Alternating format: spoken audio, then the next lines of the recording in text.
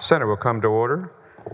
Please rise for the invocation to be delivered by Pastor Scott Hare, Sunset Ridge Church of Christ in San Antonio, Texas. Everyone in the gallery, please rise. Let us pray. Eternal God, as we gather this morning, we find ourselves in the final stretch of this legislative session. Many of us are tired. Time feels short. Some are pressing forward to finish strong, while others have already crossed their personal finish lines.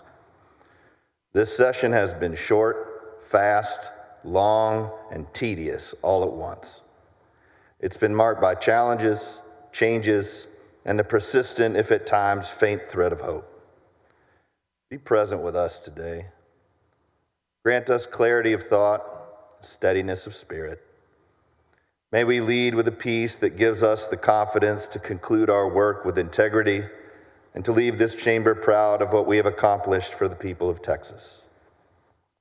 We lift up in gratitude the families of loved ones who carry the unseen burdens throughout these long days, for the children of senators, the wives of policy advisors, the parents of interns, and the friends and families of building and security staff.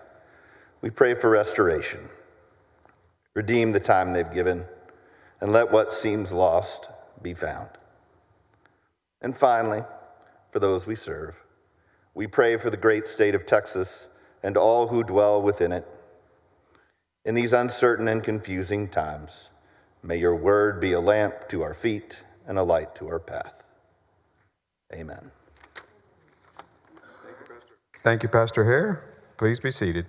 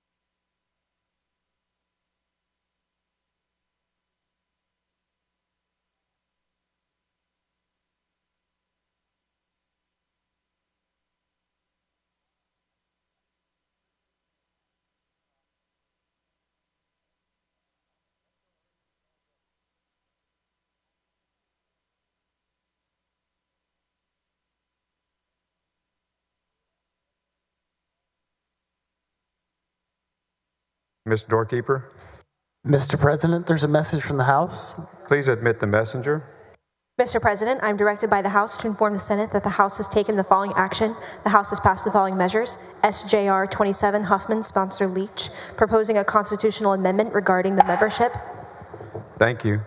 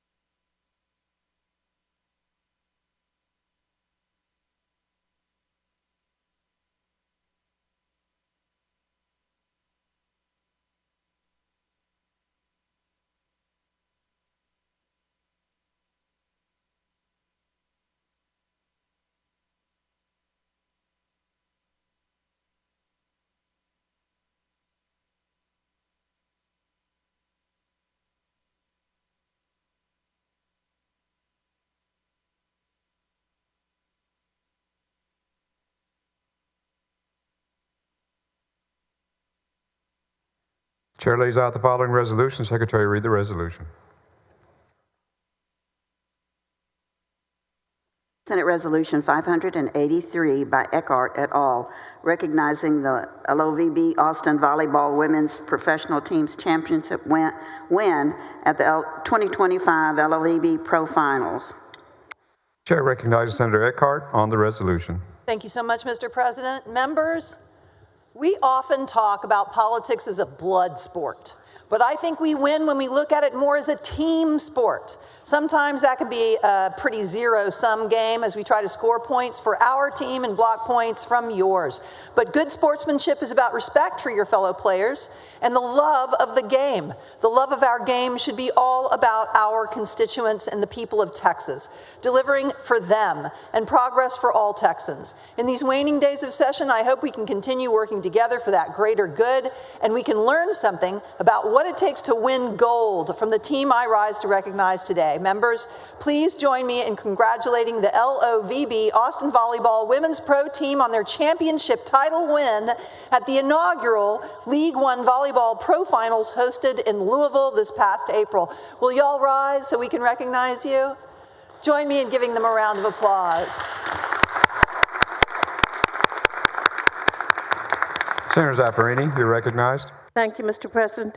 Mr. President and members, it is my pleasure to co-author Senate Resolution 583 and join Senator Eckhart in honoring and recognizing the extraordinary accomplishments of the League One Volleyball Austin team. Their championship win is a remarkable achievement and a proud moment for Texas athletics, but it's also something more, a sign of the growing strength, visibility, and impact of women's professional sports. The success of this team shows how far we've come and how much potential remains when athletes are supported, leagues are invested in, and communities rally behind them. These women represent skill, teamwork, leadership, and perseverance, qualities we're proud to celebrate in this chamber. They inspire volleyball fans and all who believe in opportunity, excellence, and determinations. Congratulations to the Love Austin volleyball team, and welcome to your Texas Senate. Congratulations. Thank you, Mr. President, members, and Senator Eckhart. Chair recognizes Senator Eckhart to close. Thank you so much. Just a few more words about the league itself. The League of Volleyball is a nationwide organization representing 1,500 junior club youth volleyball teams, helping develop youth players, guiding athletes through collegiate recruitment, and building a broad community of players who come to be more than just teammates, but lifelong friends, mentors, and leaders for their team and communities. The Pro League is a new league that builds on this organization by bringing together some of the world's best athletes from over 20 countries, including those who have competed for the gold as part of Team USA in the Olympics. The Austin team entered the tournament as the 5th seed, beating teams from Atlanta, Houston, Madison, Omaha, and Salt Lake City to earn the first place spot and cementing their valor in volleyball for our community and the league at large. Members, it's just a wonderful team, and I'd like to recognize, I'd like to just say the names of all the players. They're not all here, but just to say their names. Kat Bell, Leah Hardiman, Carly Lloyd, Molly McCage, Alicia Gennari. We've got the MVP for the season, Madison Skinner, Anna Hake, Logan Eagleson, Stacy Sikora, Nicole Fawcett, Eric Sullivan is the head coach. I was like, wow, what up with that? Asjia O'Neill, Sage Kahaina Torres, Zoe Jarvis, Chiaka Agbogu, Carly DeHogue, Julianne Fawcett, Kitone Inovi. Just a wonderful team, and thank you all so much for being here. Is there objection to the adoption of the resolution? Chair hears none. Resolution is adopted.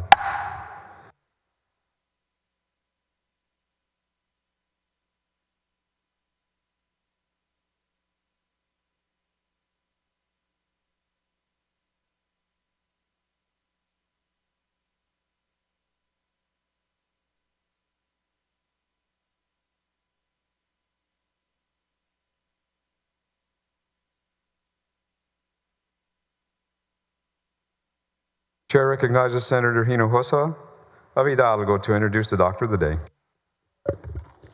Thank you, Mr. President, members. Today, I have the privilege of introducing the Doctor of the Day, Dr. Chris Caso. Dr. Chris Casso did her residency at Corpus Christi Family Practice Residency Program in 2007. She also got a medical degree from the University of Texas Medical Branch at Galveston, 2004. She got her Bachelor of Science at the University of Texas Pan American in the year 2000, graduated magna cum laude, major in biology and minor in chemistry. She's also very much active in different professional organizations, from the Texas Academy of Family Physicians. She's a board member, the Hidalgo-Starr County Medical Society, Nueces County Medical Association, American Academy of Family Physicians, Texas Medical Association, Texas Academy of Family Physicians. Such a very active physician, not only in her practice, but also in her professional capacity, organizing and joining other groups. She had several awards in 2017, 2018, the Bridges to Excellence Achievement, a recognition for excellence in the delivery of quality care, diabetes care level 3. But she also has time, besides her practice, to do volunteer work, working with Catholic Charities, doing work for nonprofits, and helping those who are indigent and cannot afford to pay for medical care. So, as you can tell from her accomplishments, you can tell from her volunteer work, as you can tell from her professional credentials, she's one of the best physicians in the family law practice, and we need more of those. So please help me welcome Dr. Chris Casso to the Texas Senate.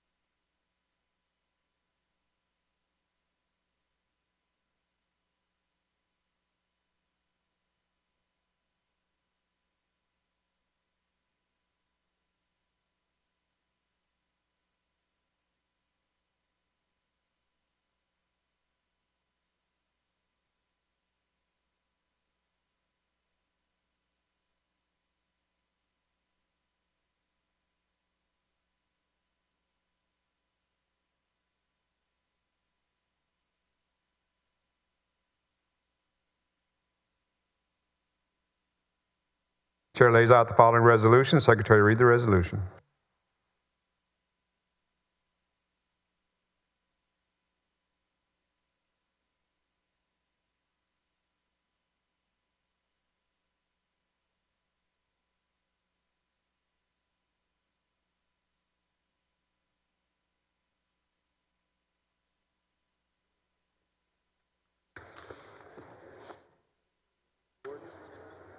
Senate Resolution 524 by Blanco, recognizing the revitalization efforts at Rio Vista Farm in Socorro on the occasion of Preservation Month 2025. Chair recognizes Senator Blanco on the resolution. Thank you, Mr. President. I'm proud to recognize some very special guests from the city of Socorro in El Paso County. We've got Mayor Rudy Cruz, we've got City Manager Adriana Rodarte, and Historic Preservation Officer Victor Reta. Would you all please stand and be recognized? Members, this May, during Preservation Month, we honor Rio Vista Farm in the city of Socorro, a site that tells the story of the Bracero program of labor, migration, and the people who helped build our economy. From 1951 to 1964, Rio Vista processed hundreds of thousands of Mexican workers brought to the U.S. to help feed our families and power our railroads. It was one of the first and most active Bracero centers in the country, and it was in far west Texas. This is Texas history. And thanks to the leadership of Mayor Cruz, City Manager Rodarte, and Mr. Reta, Rio Vista Farm has now been designated a National Historic Landmark, the first in far west Texas in over 20 years. Together, they've helped secure $35 million to restore the site and establish a museum and education center. This site will preserve these historic buildings and honor the legacy of the Braceros and the generations that they represent. We're proud to continue that work alongside Chair Huffman to secure additional state support to protect this landmark for future generations and to establish Rio Vista Farm as a premier destination for heritage, tourism, education, and cultural preservation. Mayor Cruz, City Manager Rodarte, and Mr. Reta, thank you so much for your vision to uplift the heritage of the border region in our great state. Congratulations and thank you, Mr. President. Is there objection to the adoption of the resolution? Chair hears none. Resolution is adopted.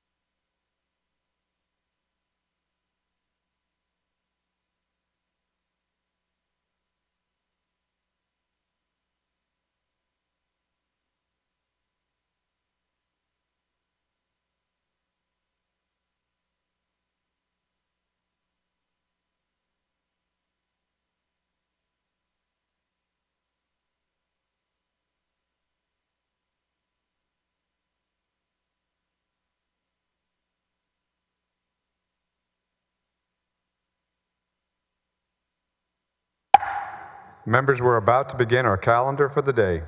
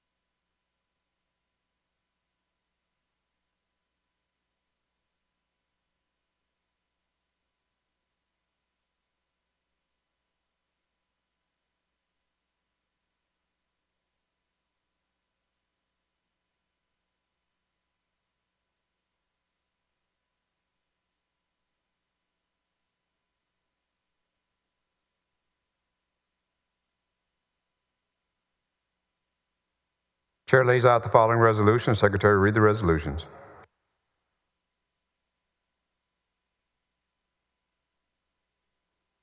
Senate Resolution 581 by Eckhart. Senate Resolution 582 by Eckhart. Senate Resolution 585 by Birdwell. Senate Resolution 586 by Hall et al.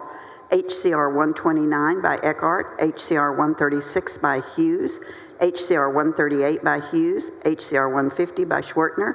And HCR 156 by Colhorst. This is a voice vote. All in favor say aye. All opposed say no. The ayes have it. Resolution is adopted.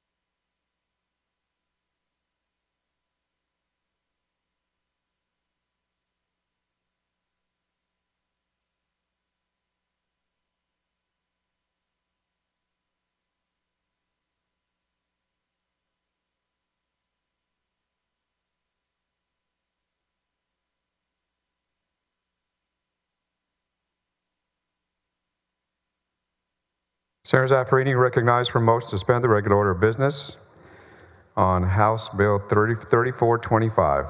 Thank you, Mr. President. Mr. President and members, House Bill 3425 is by Representative Giovanni Capriglione. It relates to the prosecution of certain criminal offenses involving the unlawful disclosure of a residence address or telephone numbers. Generally, members, this bill would establish that disclosing persons' residence addresses or phone numbers through electronic communication with the intent to cause harm or threaten harm to persons or their families constitutes a criminal offense, and clarifies that posting such information on a publicly accessible website would serve as basic evidence of the offense. Mr. President, I move suspension. Senator Zaffarini moves suspension of the regular order of business on House Bill 3425. Is there objection? Hearing none, the rule is suspended. Chair lays out on second reading House Bill 3425. The Secretary will read the caption. House Bill 3425, relating to the prosecution of certain criminal offenses involving the unlawful disclosure of a residence address or telephone number. Senator Zaffarini recognized for a motion. Thank you, Mr. President. I move passage to third reading. Senators Zaffarini moves passage to third reading. Is there objection? Hearing none, the bill is passed to third reading. Senator Zaffarini recognized for a motion to suspend the constitutional three-day rule. Thank you, Mr. President. I move to suspend the constitutional rule that bills be heard on 3 several days. Senator Zaffarini moves suspension of the three-day rule. Secretary will call the roll. Alvarado, Bettencourt, Boardwell, Blanco, 31 Campbell. ayes, 0 nays. The rule is suspended. Chair lays out on third reading. Final passage, House Bill 3425. The Secretary will read the caption. House Bill 3425 relating to the prosecution of certain criminal offenses involving the unlawful disclosure of a resident's address or telephone number. Senator Zaffarini recognized for a motion. Thank you, Mr. President. I move final passage. Senator Zaffarini moves final passage, House Bill 3425. The Secretary will call the roll. Alvarado, Bettencourt, Boardwell, Blanco, 31 Campbell. ayes, 0 nays. Bill is finally passed. Thank you, Mr. President and members.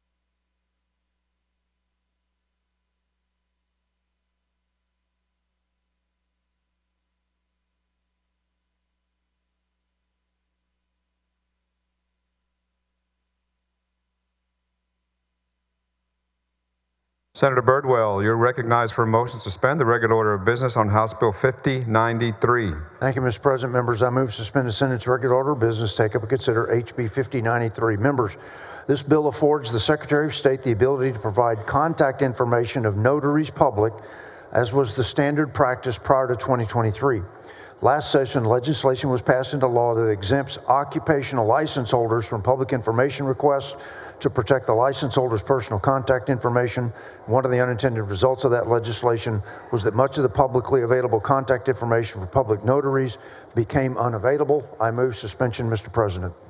Senator Birdwell moves suspension of the regular order of business on House Bill 5093. Is there objection? Hearing none, the rules are suspended. Chair lays out on second reading House Bill 5093. The Secretary will read the caption. House Bill 5093, relating to disclosure under the public information law of certain contact information of a notary public that is maintained by the Secretary of State. Senator Birdwell, you're recognized for a motion. Move passage to third reading, Mr. President. Senator Birdwell moves passage to third reading. Is there objection? Hearing none, the bill is passed to third reading. Senator Birdwell, you're recognized for a motion to suspend the constitutional three-day rule. So moved, Mr. President. Senator Birdwell moves suspension of the three-day rule. The Secretary will call the roll. Alvarado, Bancourt, Birdwell, Blanco, 31 Campbell. ayes and 0 nays. Rule is suspended. Chair lays out on third reading final passage House Bill 5093. The Secretary will read the caption. House Bill 5093, relating to disclosure under the public information law of certain contact information of a notary public that is maintained by the Secretary of State. Senator Birdwell, you're recognized for a motion. Move final passage, Mr. President. Senator Birdwell moves final passage House Bill 5093. The Secretary will call the roll. Alvarado, Bancourt, Birdwell, Blanco, Campbell. 31 ayes, 0 nays. The bill is finally passed. Thank you, Mr. President. Members.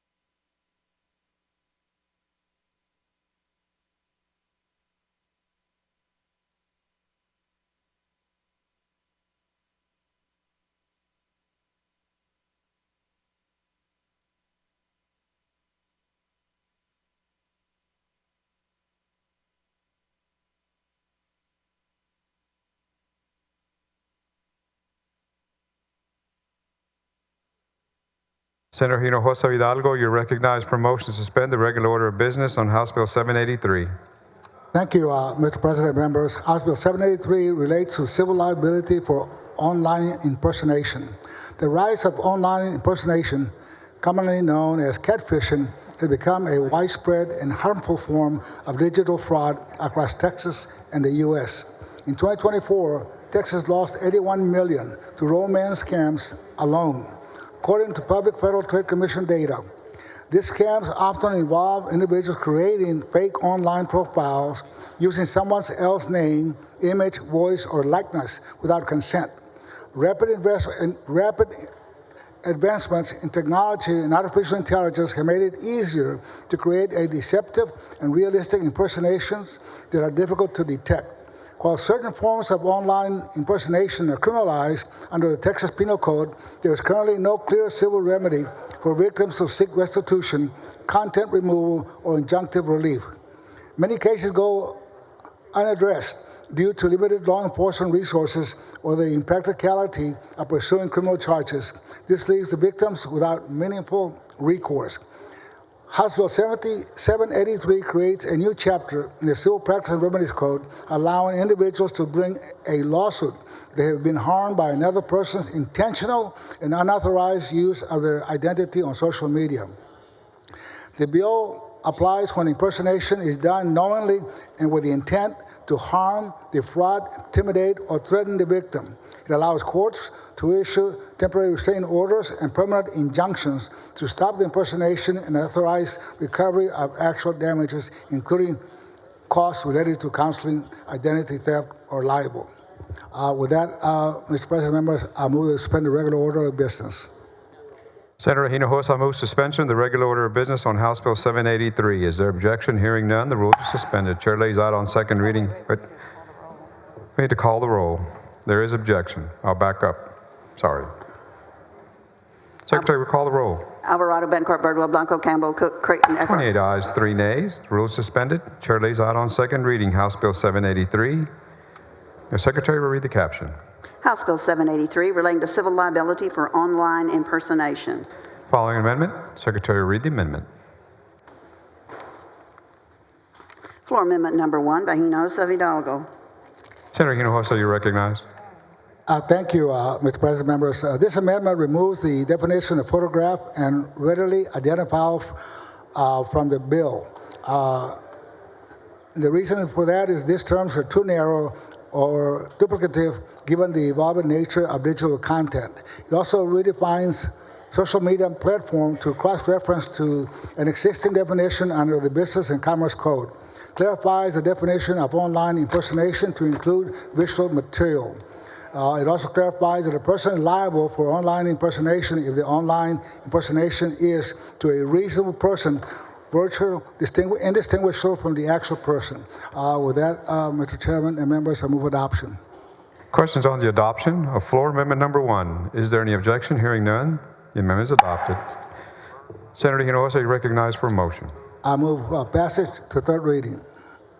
Senator Hinojosa moves passage to third reading. There is objection. The Secretary will call the roll.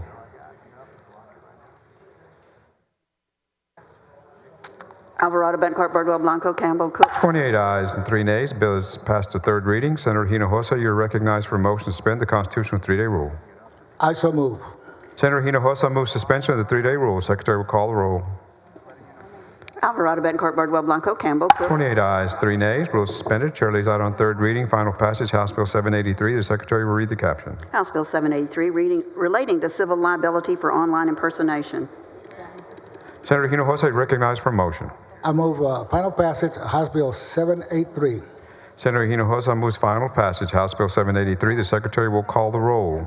Alvarado, Bencourt, Birdwell, Blanco, Campbell, Cook, 28 Creighton. ayes, 3 nays. Bill is finally passed. Thank you, Mr. President, members.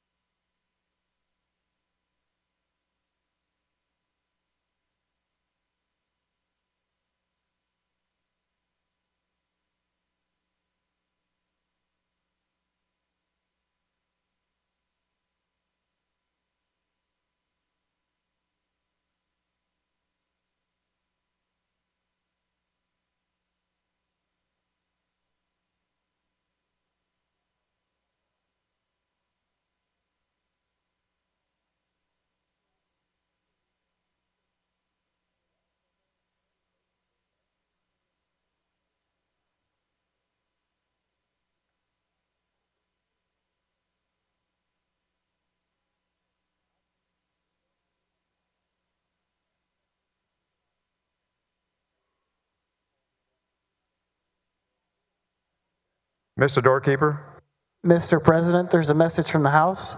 admit the messenger. Mr. President, I am directed by the House to inform the Senate that the House has taken the following action. The House has refused to concur in the Senate amendments to the following measures and requests the appointment of a conference committee to adjust. Thank you.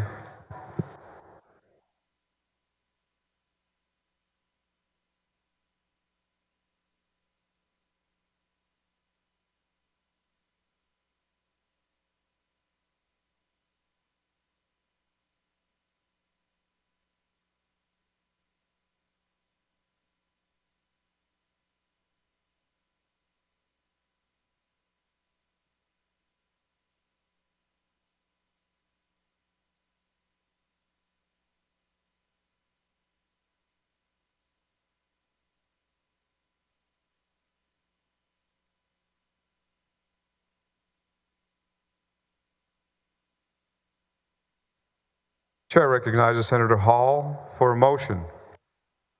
I thank you, Mr. President. I move to suspend Rule 11.13 and the posting rules to allow the Committee on Administration to meet while the Senate is in session at 11:40 a.m. in the press conference room. Any objection to the motion? Hearing none, motion adopted.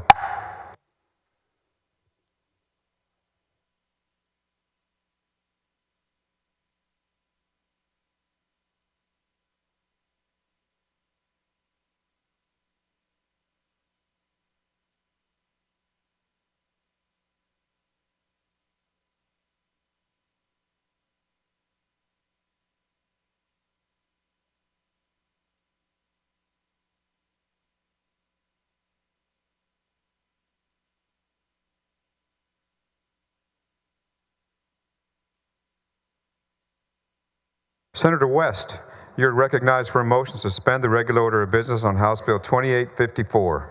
Thank you very much, Mr. President. Members, at this time, I move to suspend the Senate regular order of business to take up and consider House Bill 2854.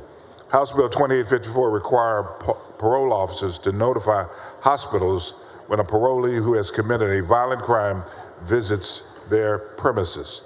Members, you can recall back in October 22nd, 2022, a social worker and a nurse at Methodist Dallas Medical Center were killed by a violent offender out on parole for an aggravated robbery.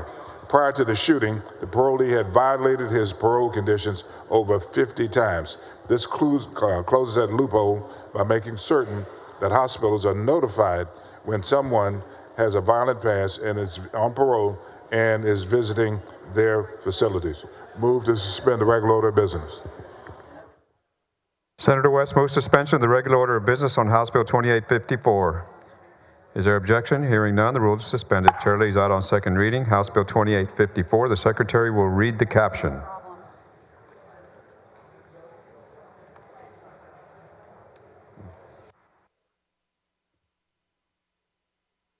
House Bill 2854 relating to the required approval of certain hospital visits as a condition of release on parole or to mandatory supervision for certain releasees. Following amendment. Secretary, read the amendment.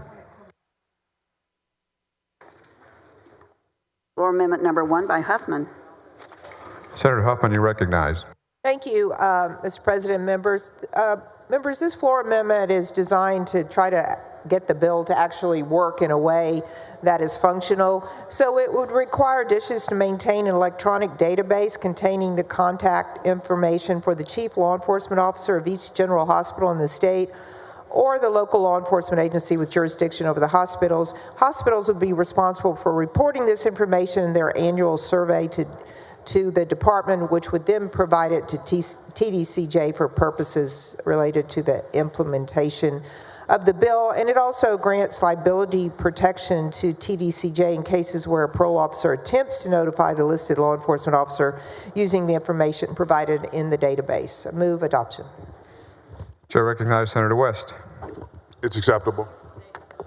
Questions on the adoption of floor amendment number 1. It is acceptable to the author. Is there any objection? Hearing none, amendment's adopted. Senator West, you're recognized for a motion. Move passage to third reading. Senator West moves passage to third reading. Is there objection? Hearing none, the bill is passed to third reading. Senator West, you're recognized for a motion to suspend the constitutional 3-day rule. So move. Senator West moves suspension of the 3-day rule. The Secretary will call the roll. Alvarado, Betancourt, Birdwell, Blanco, Campbell. 31 ayes, 0 nays. Rule is suspended. Chair lays out on third reading. Final passage, House Bill 2854. The Secretary will read the caption. House Bill 2854, relating the required approval of certain hospital visits as a condition of release on parole or to mandatory supervision for certain releasees. Senator West, you're recognized for a motion.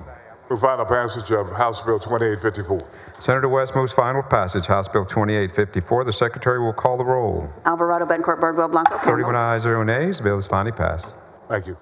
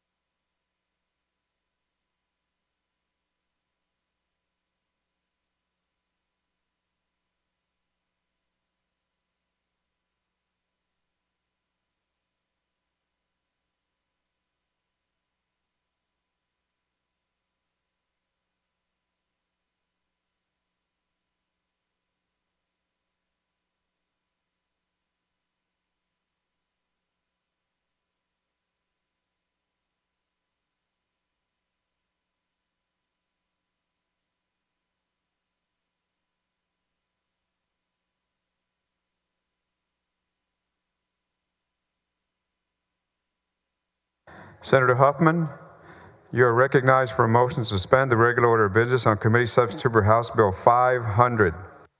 Thank you, Mr.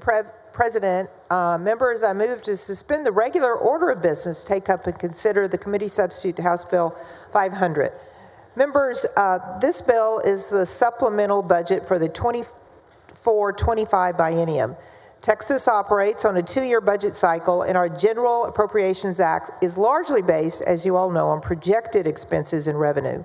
Each session, we true up those projections and address unforeseen costs or changes in revenue through the supplemental appropriations bill. The Comptroller's projected surplus for this biennium allows us to make targeted, one-time investments to address critical state needs, with the majority of this bill's funding items being non-recurring to maintain fiscal discipline moving forward. This committee substitute addresses critical needs across multiple sectors to bolster Texas's economic resilience, infrastructure, and public services. Specifically, it includes historic investments in water infrastructure and supply projects, which is critically needed to support economic and projected population growth in our state. It bolsters emergency and disaster response capabilities through additional fundings to cover local disaster grant requests stemming from Hurricane Beryl and the historic Panhandle wildfires.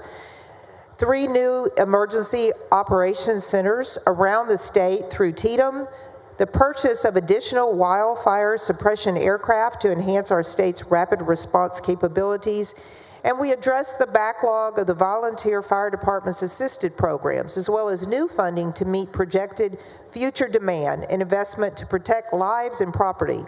This bill allocates one-time funding to attract high-tech businesses and new high-paying jobs to Texas, enhancing our global competitiveness in areas such as semiconductor manufacturing, space, and aeronautics research.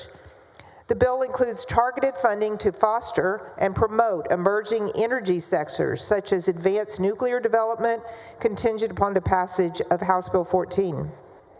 It also invests in strategies to strengthen homeland security efforts in our state's cybersecurity infrastructure through partnerships with federal defense departments. The bill also invests in long-standing facility needs of our state, including the repair and restoration of units at the Texas Department of Criminal Justice, including bringing new air-conditioned beds online. the construction of TDCJ expansion dorms onto existing units with the best staffing ratios in order to meet projected increases in the prison population over the next 2 years, funding to move forward with 2 new facilities for the Texas Department of Juvenile Justice, which will assist the department with their staffing ratios and alleviate pressure on local juvenile probation departments. It expands our state lab capacity, a critical investment to enhance public health preparedness and bolster research capabilities, and we renovate 3 state buildings that office our state and capital employees, addressing critical structural deficiencies and improving workplace safety and efficiency. Once again, we are supporting our educators by providing additional funding to the TRS to mitigate year-over-year healthcare premium increases for our active school employees. We also address transportation deficiency and environmental safety issues by providing funding for our local rail grade crossing separation projects and plugging emergency orphaned oil and gas well. This bill also funds high-risk IT projects across state government to improve operational efficiency and enhance cybersecurity. It provides additional funding for the Courthouse Preservation Program at the Texas Historical Commission, and it ensures that crime victim services are not reduced due to the federal VOCA shortfall.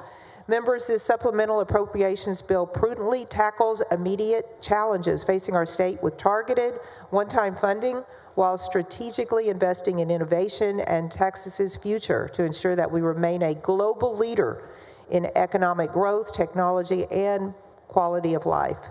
While this bill includes essential funding items, we continue to maintain reserves to navigate any future economic uncertainties. Senator Huffman moves suspension of the regular order of business on committee substitute for House Bill 500. Is there objection? Hearing none, the rules are suspended. Chair lays out on second reading committee substitute for House Bill 500. The secretary will read the caption. Committee substitute House Bill 500 relating to making supplemental appropriations and reductions in appropriations. Senator Huffman, you recognize for a motion. Move passage to third reading of the committee substitute to House Bill 500. Senator Huffman moves passage to third reading. Is there objection? Hearing none, the bill is passed to third reading. Senator Huffman, you're recognized for a motion to suspend the constitutional 3-day rule. So moved, Mr. President. Senator Huffman moves suspension of the 3-day rule. Secretary will call the roll. Alvarado, Bettencourt, Birdwell, Blanco. 31 ayes and 0 nays. Rules suspended. Chair lays out on third reading. Final passage. Committee substitute for House Bill 500. The secretary will read the caption. Committee substitute House Bill 500 relating to making supplemental appropriations and reductions in appropriations. Senator Huffman, you're recognized for a motion. Move final passage of the committee substitute to House Bill 500. Senator Huffman moves final passage. Committee substitute for House Bill 500. The secretary will call the roll. Alvarado, Bettencourt, Birdwell, Blanco. 31 ayes and 0 nays. Bill is finally passed. Thank you, members.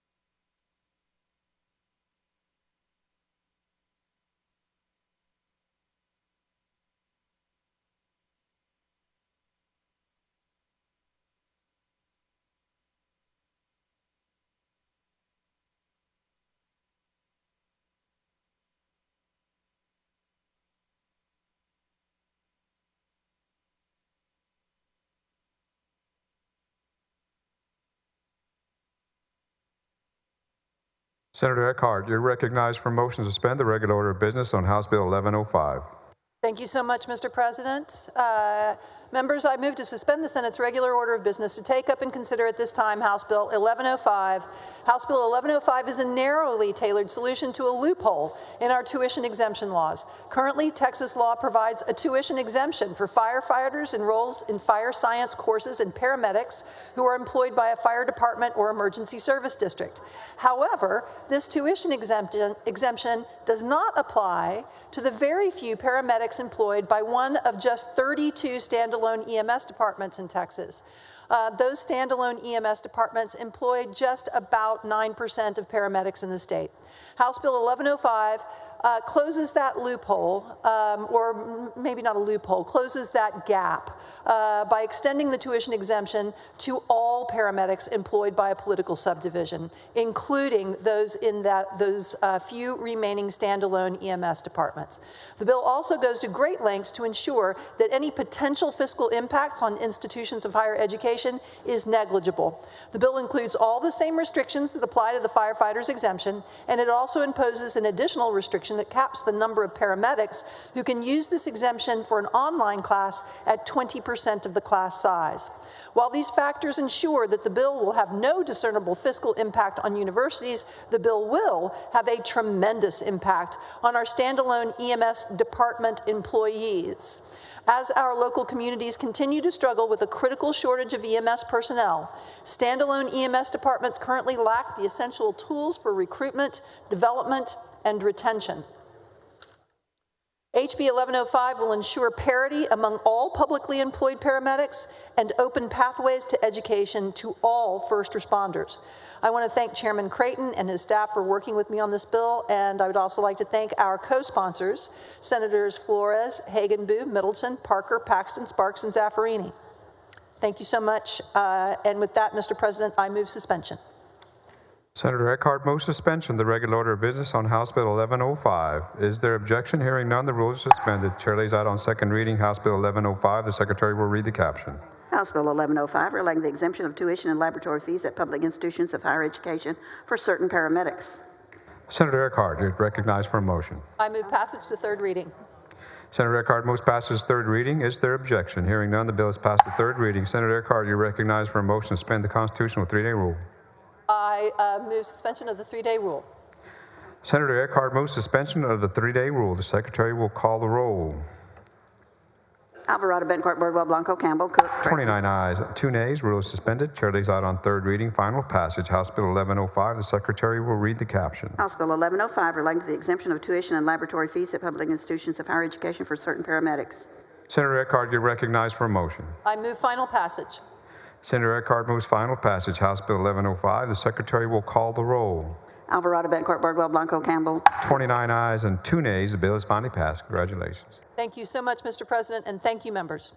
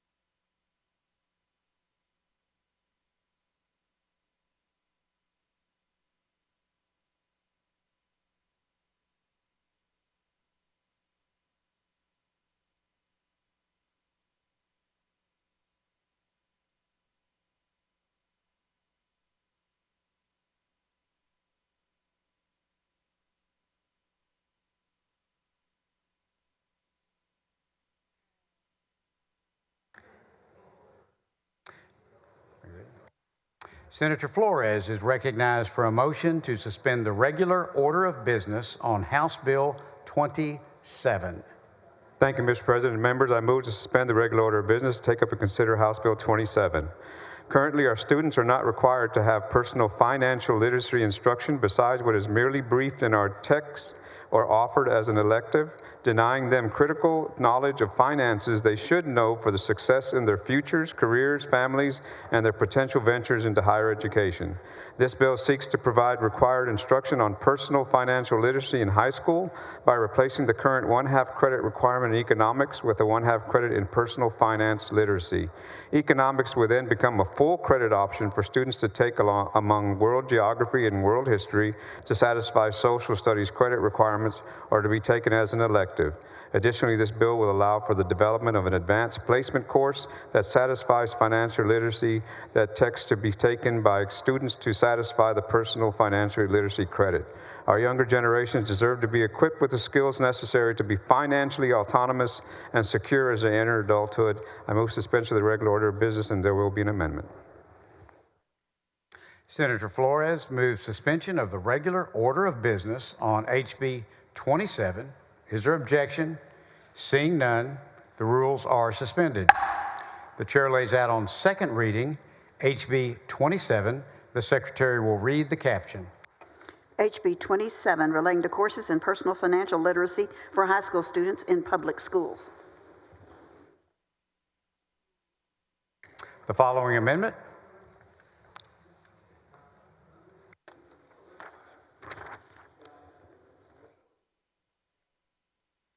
The secretary will read the amendment. Floor Amendment number 1 by Flores.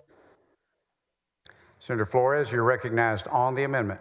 Members, this amendment simply changes the implementation date from the 2025-26 school year to the 2026-27 school year. This allows district more time to adjust as necessary in preparation for the bill's requirements, and I move adoption. Is there objection to the amendment? Seeing none, the amendment is adopted.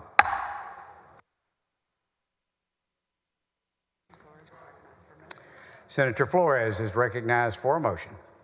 Mr. President, I move passage third reading. Senator Flores moves passage to third reading. Is there objection? Seeing none, the bill is passed to third reading. Senator Flores is recognized for a motion to suspend the constitutional 3-day rule. So moved, Mr. President. Senator Flores moves suspension of the 3-day rule. The secretary will call the roll. Alvarado, Bencourt, Bardwell, Blanco, Campbell, Cook, Creighton, Eckhart, Flores. There being 31 ayes and 0 nays, the rules are suspended. The chair lays out on third reading and final passage House Bill 27. The secretary will read the caption. House Bill 27, relating to courses in personal financial literacy for high school students in public schools. Senator Flores is recognized for a motion. I move final passage, Mr. President. Senator Flores moves final passage of House Bill 27. The secretary will call the roll. Alvarado, Bencourt, Bardwell, Blanco, Campbell, Cook, Creighton. There being 31 ayes and 0 nays, the bill is finally passed. Congratulations, Senator Flores. Thank you, Mr. President, members.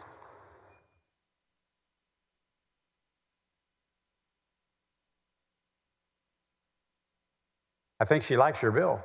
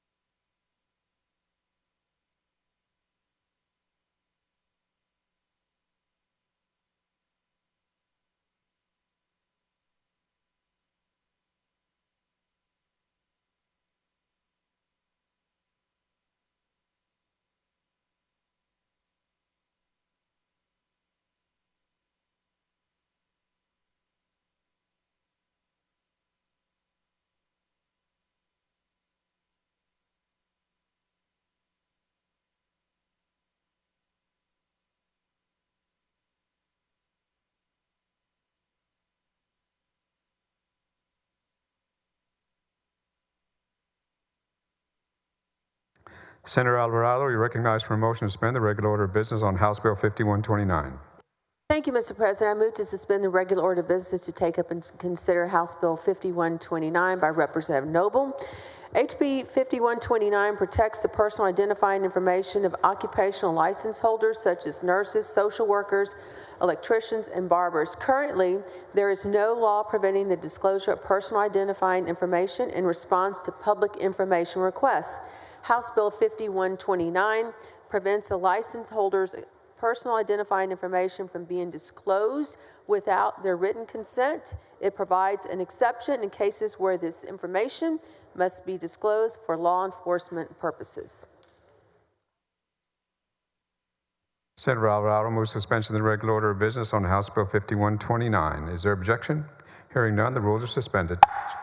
Chair lays out on second reading House Bill 5129. The Secretary will read the caption. House Bill 5129, relating to the security of certain personal identifying information submitted to or retained by a state agency.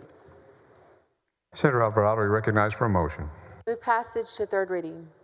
Senator Alvarado moves passage to third reading. Is there objection? Hearing none, the bill is passed to third reading. Senator Alvarado is recognized for a motion to suspend the constitutional three-day rule. So moved. Senator Alvarado moves suspension of the three-day rule. Secretary will call the roll. Alvarado, Betancourt, Bardwell, Blanco, Campbell, Cook, Creighton, Eckhart, Flores, 31 Gutierrez. ayes, 0 nays. Rule is suspended. Chair lays out on third reading final passage House Bill 5129. The Secretary will read the caption. House Bill 5129, relating to the security of certain personal identifying information submitted to or retained by a state agency. Senator Alvarado, you recognized for a motion. I move final passage. Senator Alvarado moves final passage House Bill 5129. The Secretary will call the roll. Alvarado, Betancourt, Bardwell, Blanco, Campbell. 31 ayes, 0 nays. Bill is finally passed. Thank you, Mr. President, members, and Senator Sparks. Thank you.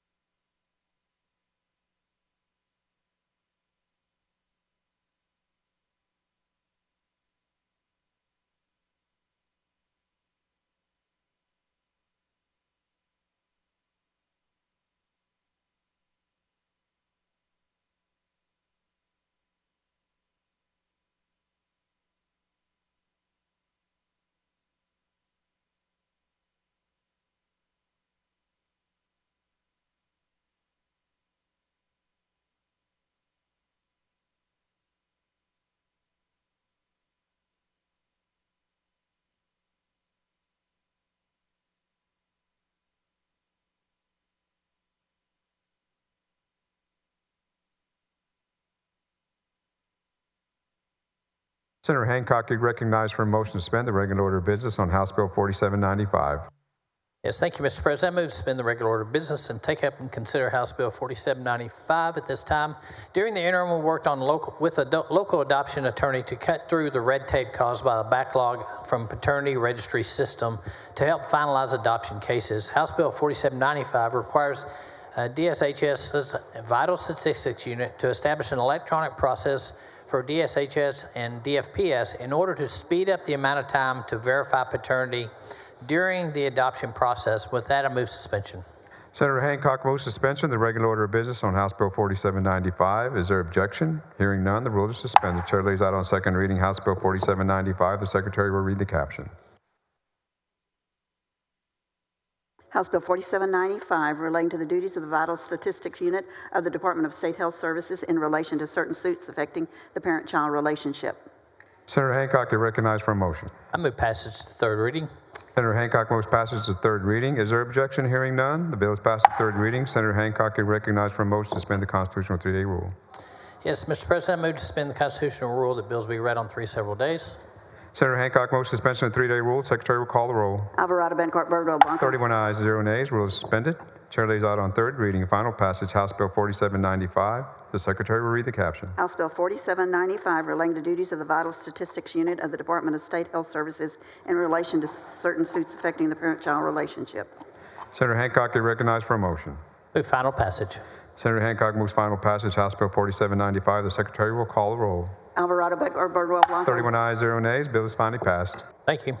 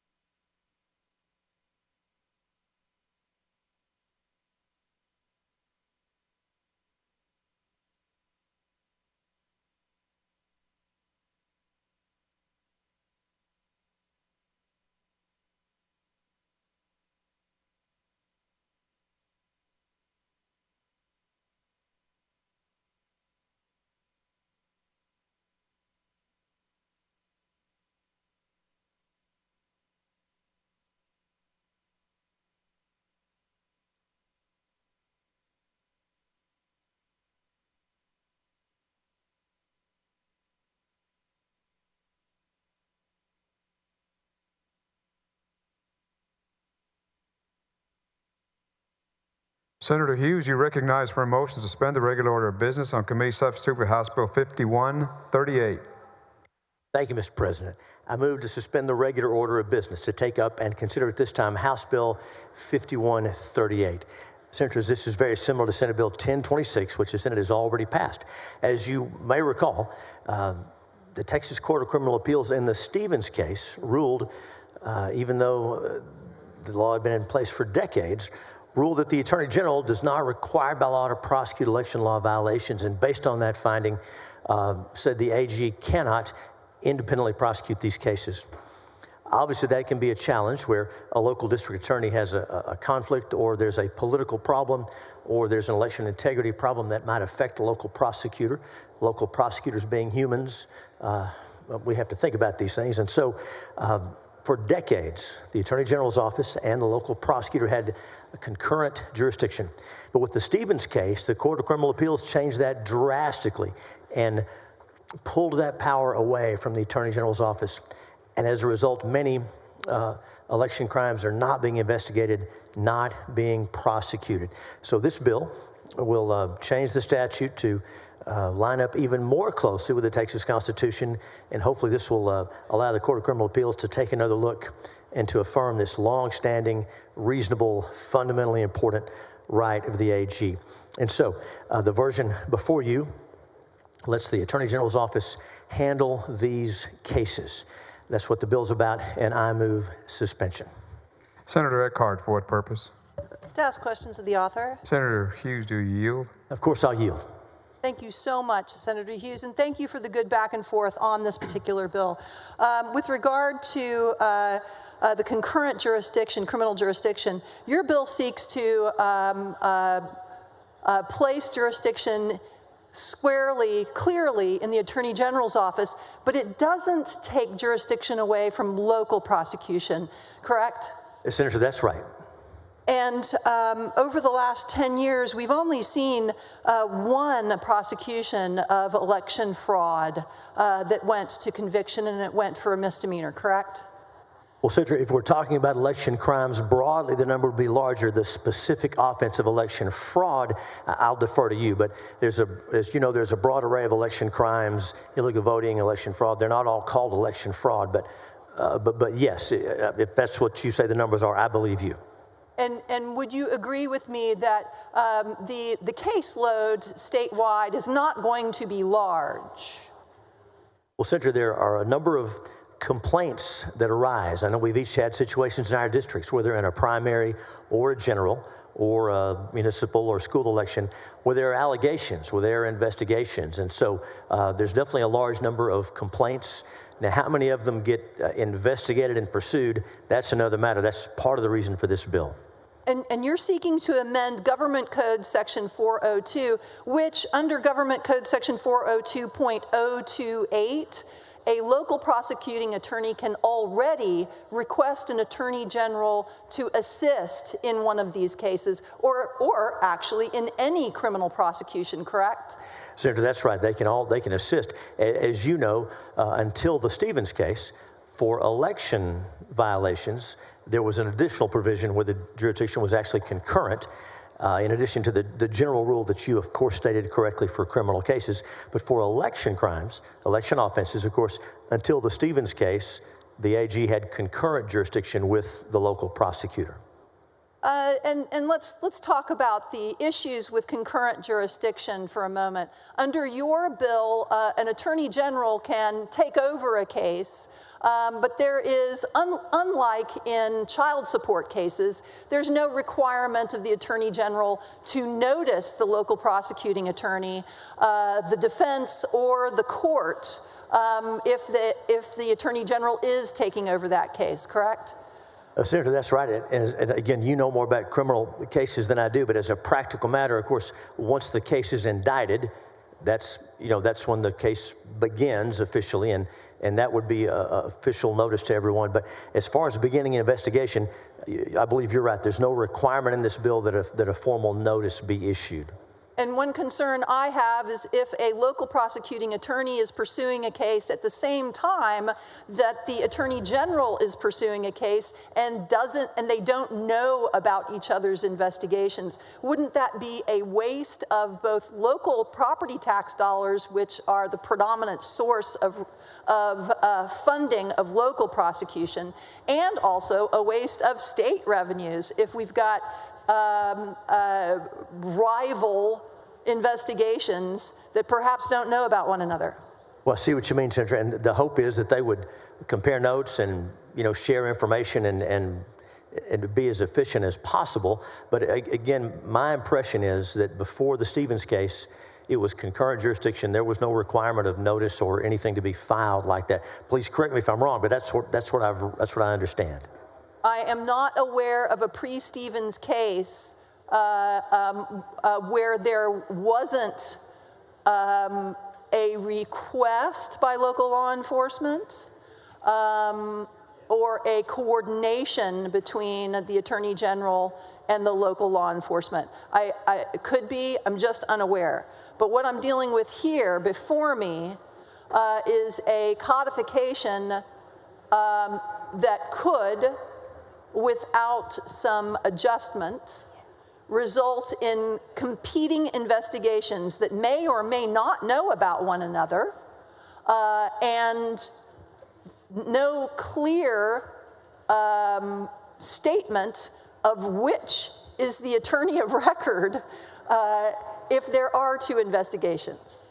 I see what you mean. And as a practical matter, once the case is filed, then there's going to be an attorney of record, and that'll be, of course, with the clerk's office and all the official pleadings. But until then, I guess it would just be investigations. And the bill does say that on Section B, a local prosecuting attorney, law enforcement agency shall provide any information requested by the AG regarding the investigation. So the thinking is that the AG would begin this investigation and ask the local prosecutors and law enforcement personnel to assist and share the information.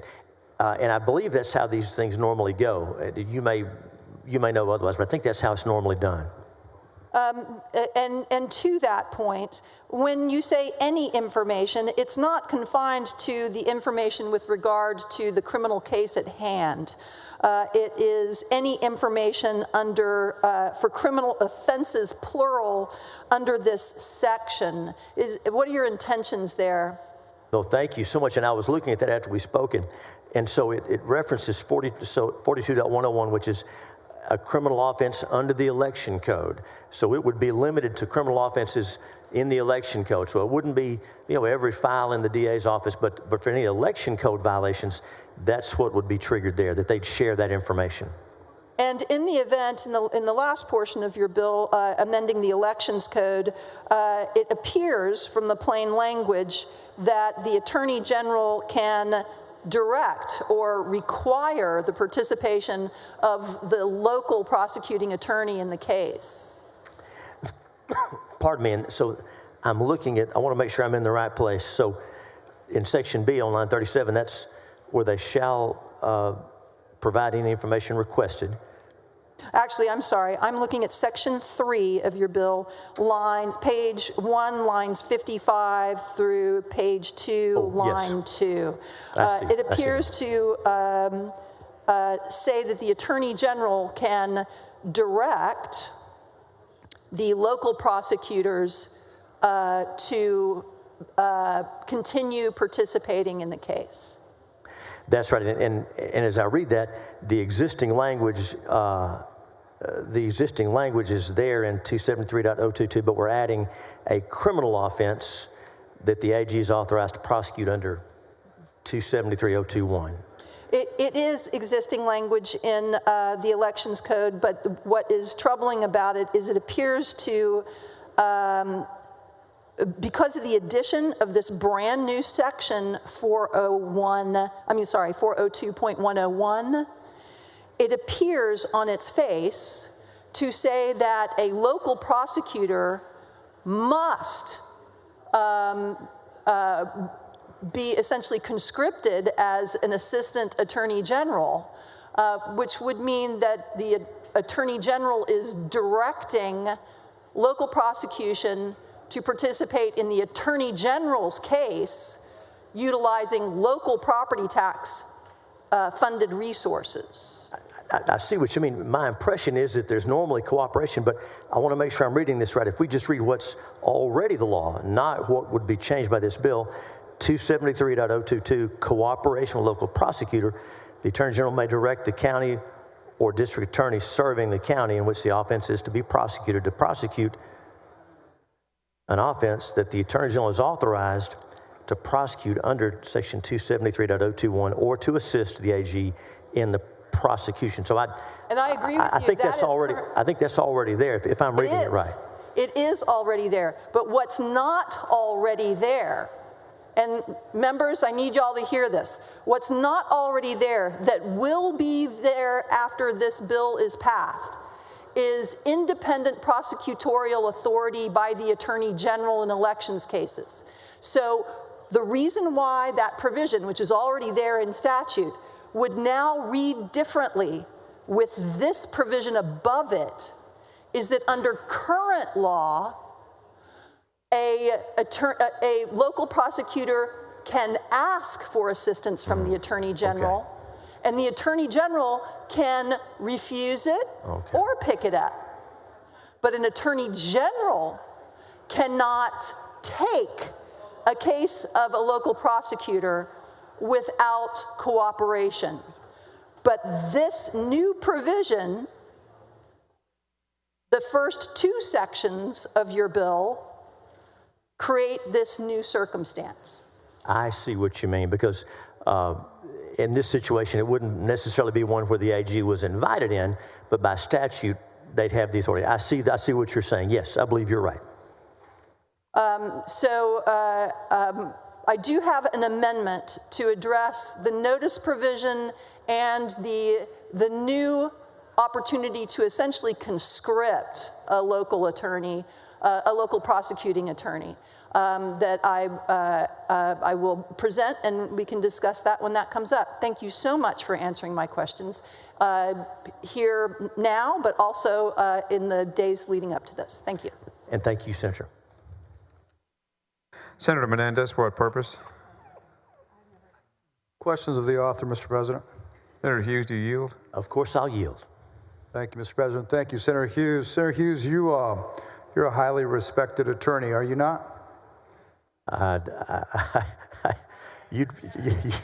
least I wouldn't want you to poll that, but thank you for the compliment. I wouldn't.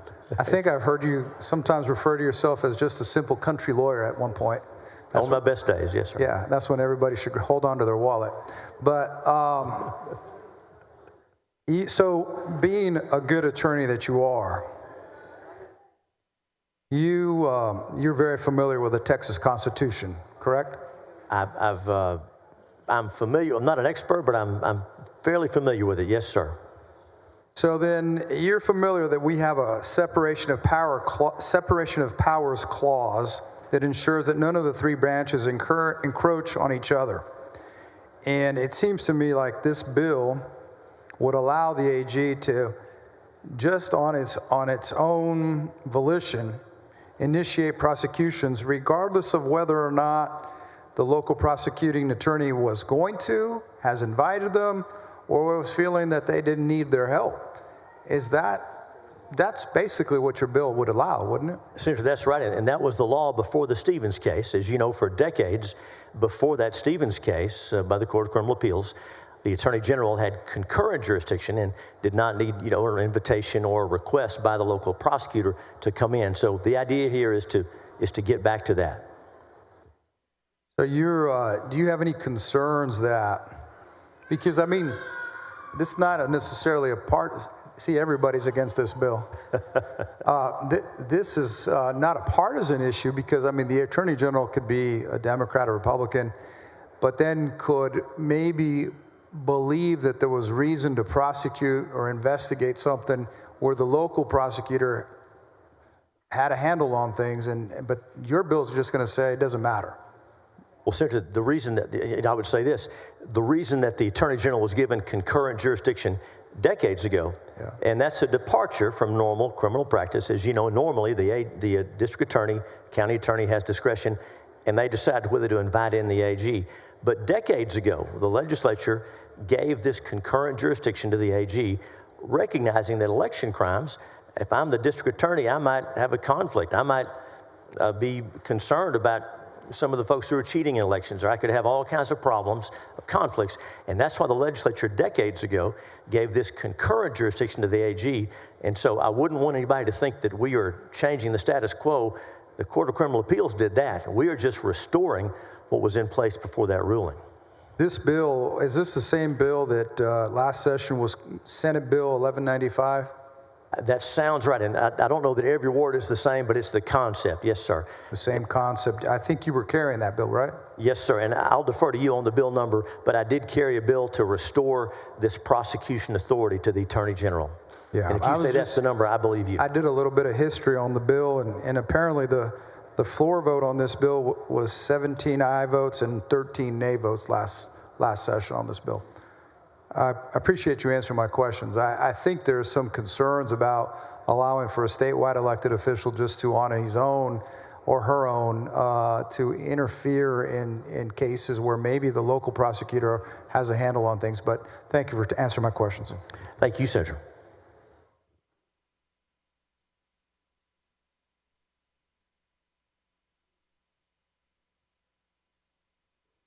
Senator Hughes moves suspension of the regular order of business on House Committee Substitute for House Bill 5138. There is Senator Eckhart. Oh, I'm sorry. Haven't called the roll yet. Secretary, call the roll. Alvarado, Betancourt, Birdwell, Blanco, Campbell, Cook. 19 ayes, 12 nays. Rules suspended. Chair lays out on second reading. Committee Substitute for House Bill 5138. The Secretary will read the caption. Committee Substitute, House Bill 5138, relating to the duty of the Attorney General to prosecute criminal offenses prescribed by the election laws of this state. Following amendment. Secretary, read the amendment. Floor Amendment number 1 by Eckhart. Senator Eckhart, you're recognized. Members, this amendment is designed to clarify some of the things I was speaking about with Senator Hughes. It does not prevent the Attorney General from taking over these cases at all. What this amendment does is it clarifies how notice will be provided and also makes sure that a local county or district attorney's office cannot be conscripted into an investigation that they are not in charge of. Specifically, the floor amendment creates a formal and clear process when the Attorney General is requesting information during the investigative period, that it must be in writing. That would be early notice that there may be duplicative investigations going on. It also requires that the Attorney General, if the Attorney General after or during investigation decides to pick up the case, that the Attorney General must provide notice and become the attorney of record on that case. And third, it also requires, as current law under the same section requires in reverse, that the Attorney General can request the assistance of the district or county attorney's office, but the district or county attorney's office is not required to provide assistance. Consider, for instance, if it's a very small district or county attorney's office and they would prefer to be concentrating on assaultive offenses, DWI, and the like, and they feel that the Attorney General is better situated to handle these election cases, they may want to say, hey, listen, you just take the whole thing. We've got other things we really need to attend to. And that's what the amendment is designed to do. I am aware that it's not friendly to the author. I believe it's not friendly predominantly because it has a 180-day clock before the Attorney General can pick up the case.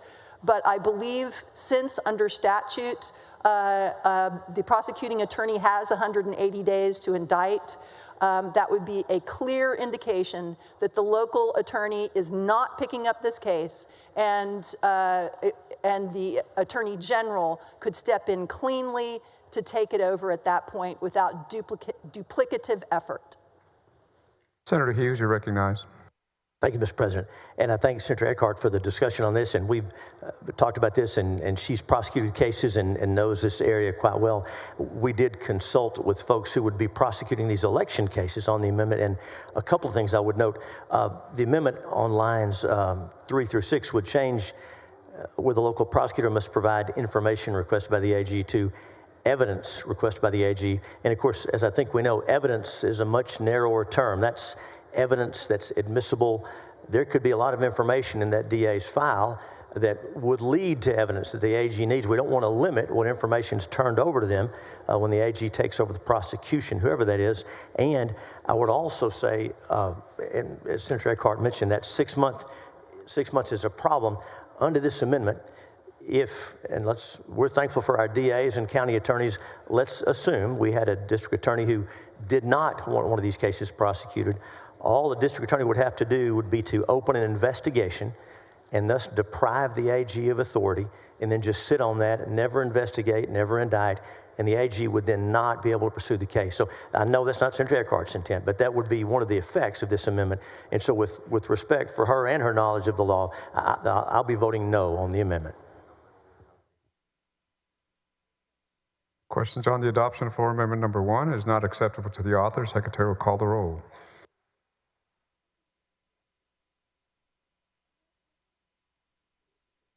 It was just hard to get along with.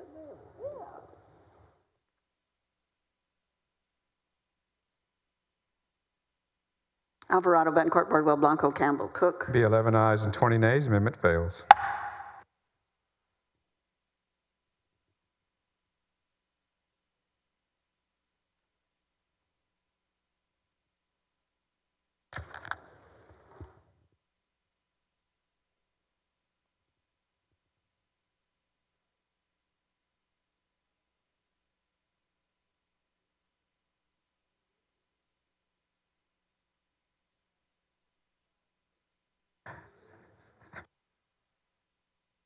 Senator Hughes, you're recognized for a motion. Mr. President, I move passage to third reading. Senator Hughes moves passage to third reading. There is objection. Secretary will call the roll. Alvarado, Betancourt, Birdwell, Blanco, Campbell. 19 ayes, 12 nays. Bill is passed third reading and will hold there. Thank you, Mr. President. Thank you, Senators.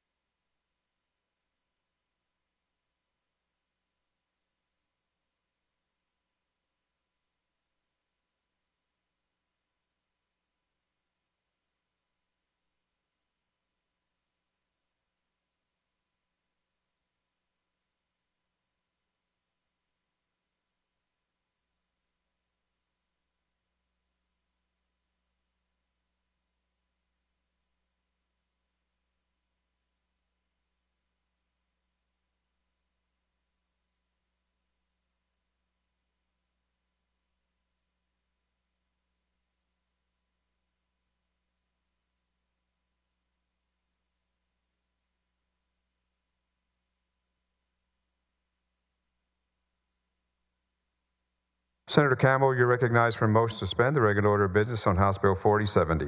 Thank you, Mr. President. House Bill 4070 requires that a patient see a dentist before receiving treatment with an orthodontic device by teledentistry. And with that, Mr. President, I move suspension of the regular order of business. Senator Campbell moves suspension of the regular order of business on House Bill 4070. There is objection. Secretary will call the roll. Alvarado, Bencourt, Birdwell, Blanco, Campbell. 28 ayes and 3 nays. Rule is suspended. Chair leaves out on second reading. House Bill 4070. The Secretary will read the caption. House Bill 4070 relating to the sale, design, and manufacture of orthodontic devices. Senator Campbell, you're recognized for a motion. I move passage to third reading. Senator Campbell moves passage to third reading. There is objection. Secretary will call the roll. Alvarado, Bencourt, Birdwell, Blanco, 28 Campbell. ayes, 3 nays. Bill is passed to third reading. Senator Campbell, you're recognized for a motion to suspend the constitutional 3A rule. So moved. Senator Campbell moves suspension of 3A rule. Secretary will call the roll. Alvarado, Bencourt, Birdwell, Blanco, Campbell. 28 ayes and 3 nays. Rule is suspended. Chair lays out on third reading. Final passage. House Bill 4070. The Secretary will read the caption. House Bill 4070 relating to the sale, design, and manufacture of orthodontic devices. Senator Campbell, you're recognized for a motion. I move final passage. Senator Campbell moves final passage. House Bill 4070. The Secretary will call the roll. Alvarado, Bencourt, Birdwell, Blanco, Campbell, Cook. 28 ayes and 3 nays. The bill is finally passed. Thank you, Mr. President, and thank you all members.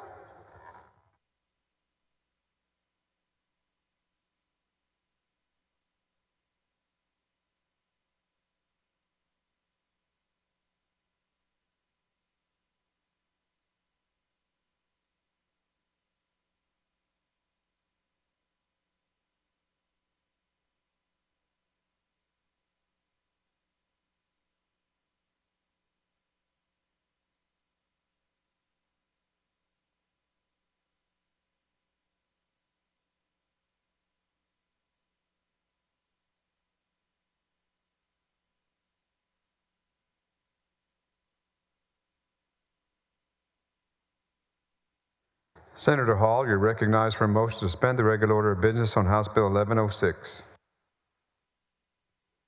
Thank you, Mr. President. Members, this bill makes clear a common sense measure by placing in statute that it is not considered child abuse for a parent or guardian to refer to a child by their biological sex, including the name that they were given at birth, rather than the child's preferred pronouns or name. There unfortunately have been many instances where abuse was alleged against parents on this basis. When abuse is alleged against parents, subsequent trauma and cost is inflicted upon the family by the state and the court system. While this is sadly warranted in cases where there is abuse and it's legitimate, we are not in the business of allowing this to happen unnecessarily. It is important to note that this bill does not protect cases of legitimate abuse, only those where this action is the sole basis of an allegation of pronoun use.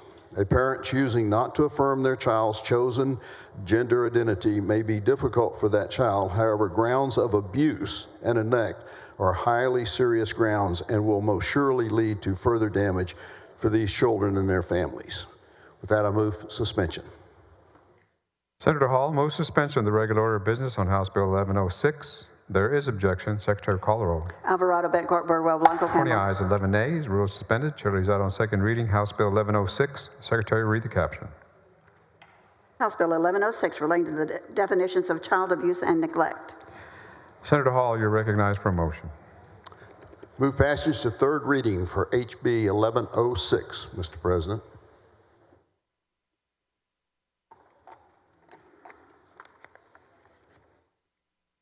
Senator Hall moves passage to third reading. There is objection. Secretary will call the roll. Alvarado, Bencourt, Birdwell, Blanco, Campbell, Cook. 20 ayes, 11 nays. The bill is passed third reading. Will hold there. Thank you, Mr. President.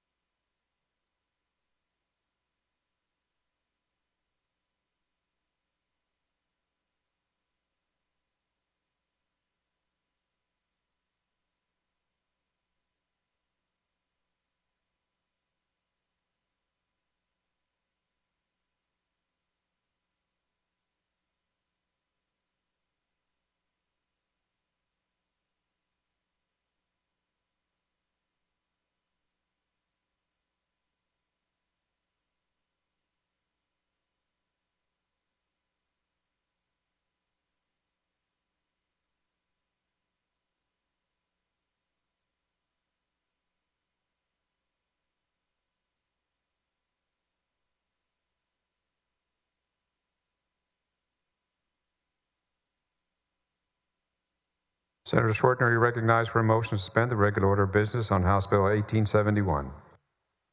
Thank you, Mr. President. Members, Mr.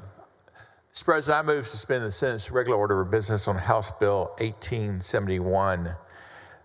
HB 1871 seeks to provide a stronger deterrent to those who attempt to take the lives of peace officers acting in the line of duty.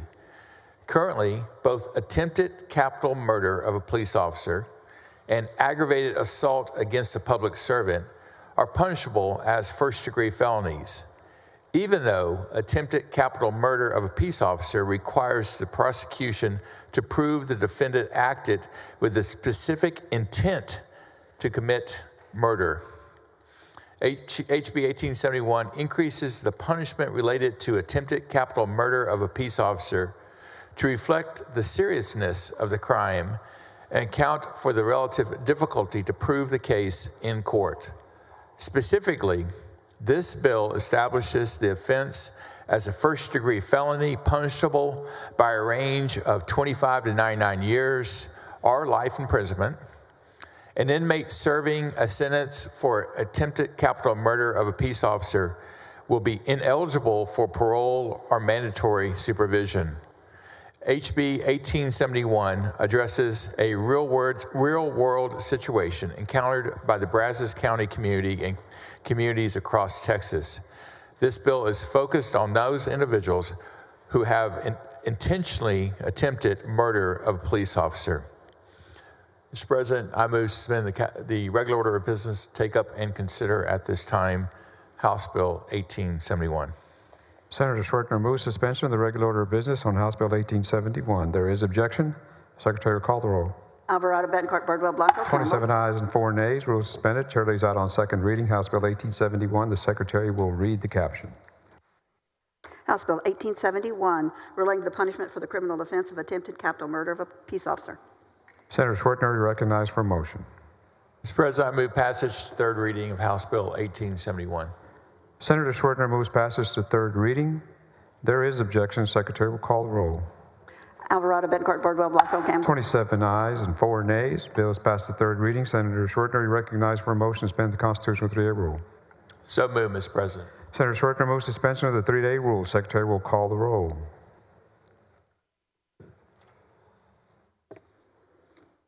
Alvarado, Bettencourt, Birdwell, Blanco, Campbell. 27 ayes, 4 nays. Rules suspended. Chair lays out on third reading. Final passage, House Bill 1871. The Secretary will read the caption. House Bill 1871, relating to the punishment for the criminal offense of attempted capital murder of a peace officer. Senator Schwartner, you recognized for a motion. Thank you, Mr. President. I move final passage of House Bill 1871. Senator Schwartner moves final passage, House Bill 1871. The Secretary will call the roll. Alvarado, Bettencourt, Birdwell, Blanco, Campbell, Cook. 27 ayes, 4 nays. Bill is finally passed. Thank you, Mr. President. Thank you, members.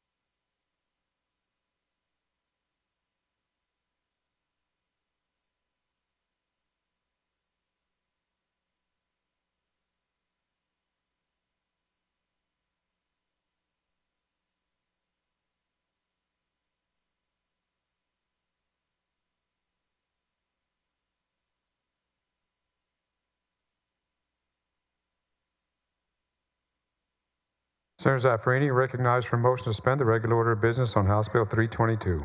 Thank you, Mr. President. Mr. President, members, I move to suspend the Senate's regular order of business in order to take up and consider at this time House Bill 322 by Representative Ryan Guillen. It relates to the use of funds awarded under the Jobs and Education for Texans, or JET, grant program.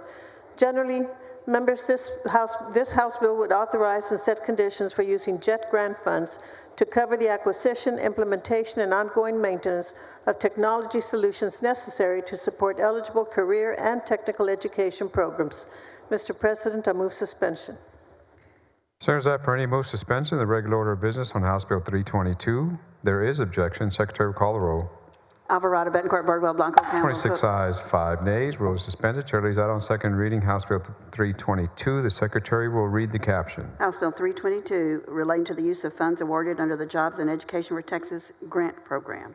Senators, after reading, recognized for a motion. Thank you, Mr. President. I move passage to third reading.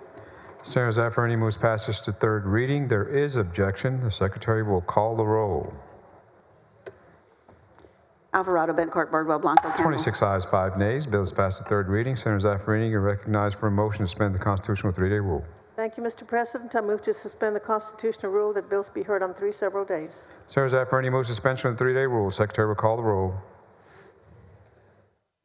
Alvarado, Betancourt, Birdwell, Blanco, Campbell. 26 ayes, 5 nays. Rule is suspended. Chair lays out on third reading. Final passage, House Bill 322. The Secretary will read the caption. House Bill 322, relating to the use of funds awarded under the Jobs and Education for Texans grant program.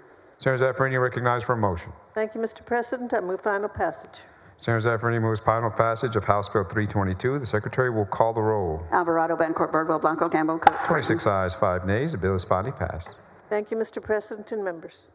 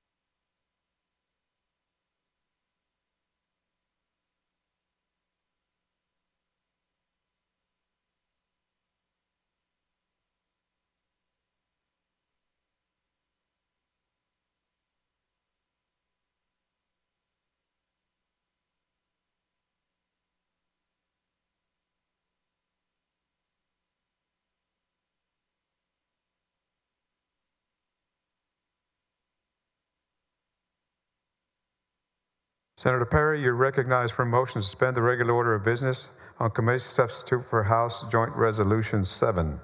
Thank you, Mr. President. Members, HAR 7 is constitutional dedication of monies to the water fund. By 2050 to 70, Texas will face an estimated 7 million plus acre feet of water shortfall.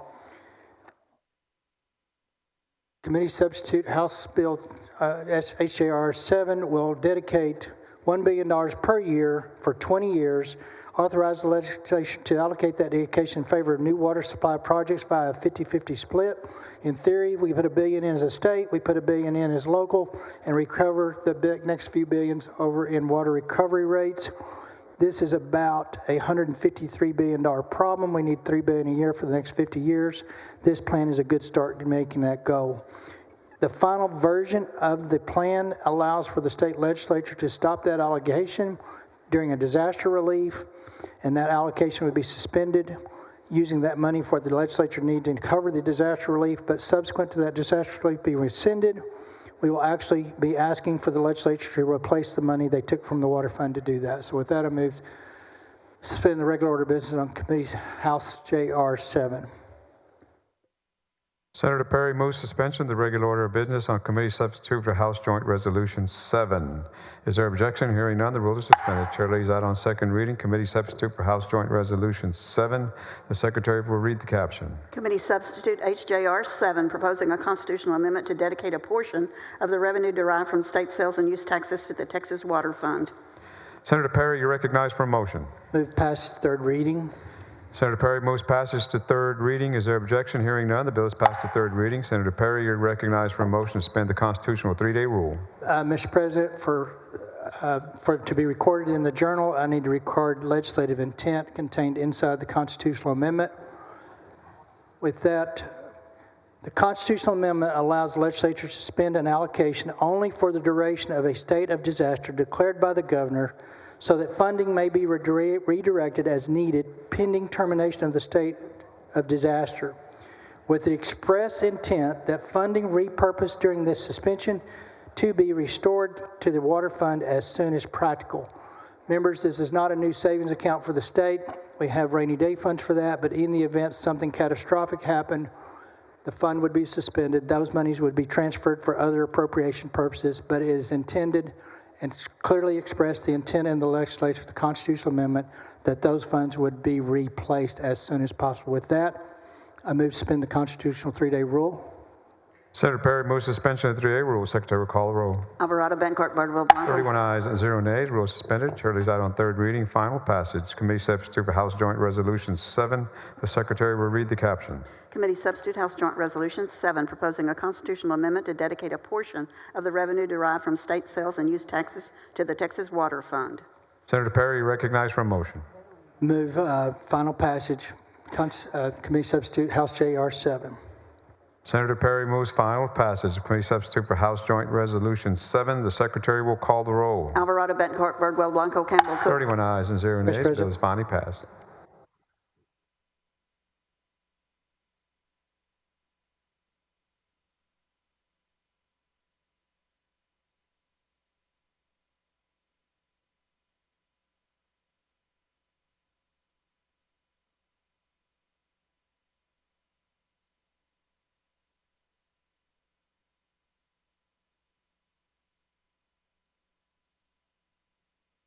Senator Perry. Hey, Mr. President, I meant to ask to have those comments for legislative intent in the constitutional amendment to be reduced to writing in the journal. Is there any objection? Hearing none, so ordered. Thank you.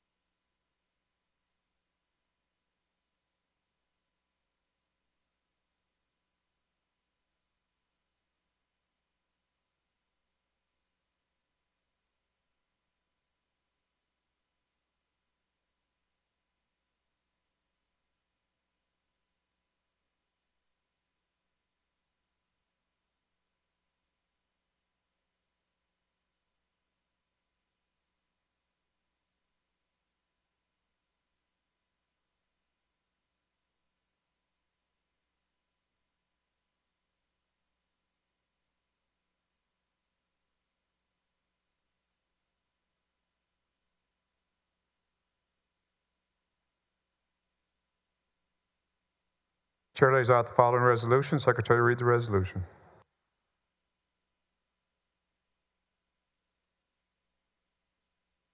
Senate Concurrent Resolution 52, requesting that the Chief Clerk of the House of Representatives be authorized to return House Bill number 1240 to the Senate for further consideration. Chair recognizes Senator Hinojosa of Nueces on the resolution. Thank you, Mr. President. I move adoption. This bill was something that we put on an amendment that was favorable to the, it was a last minute amendment favorable to the House author originally. It's got some potential issues, so we'd like to call it back. And with that, I move adoption. Is there any objection to the adoption of the resolution? Chair hears none. Resolution adopted.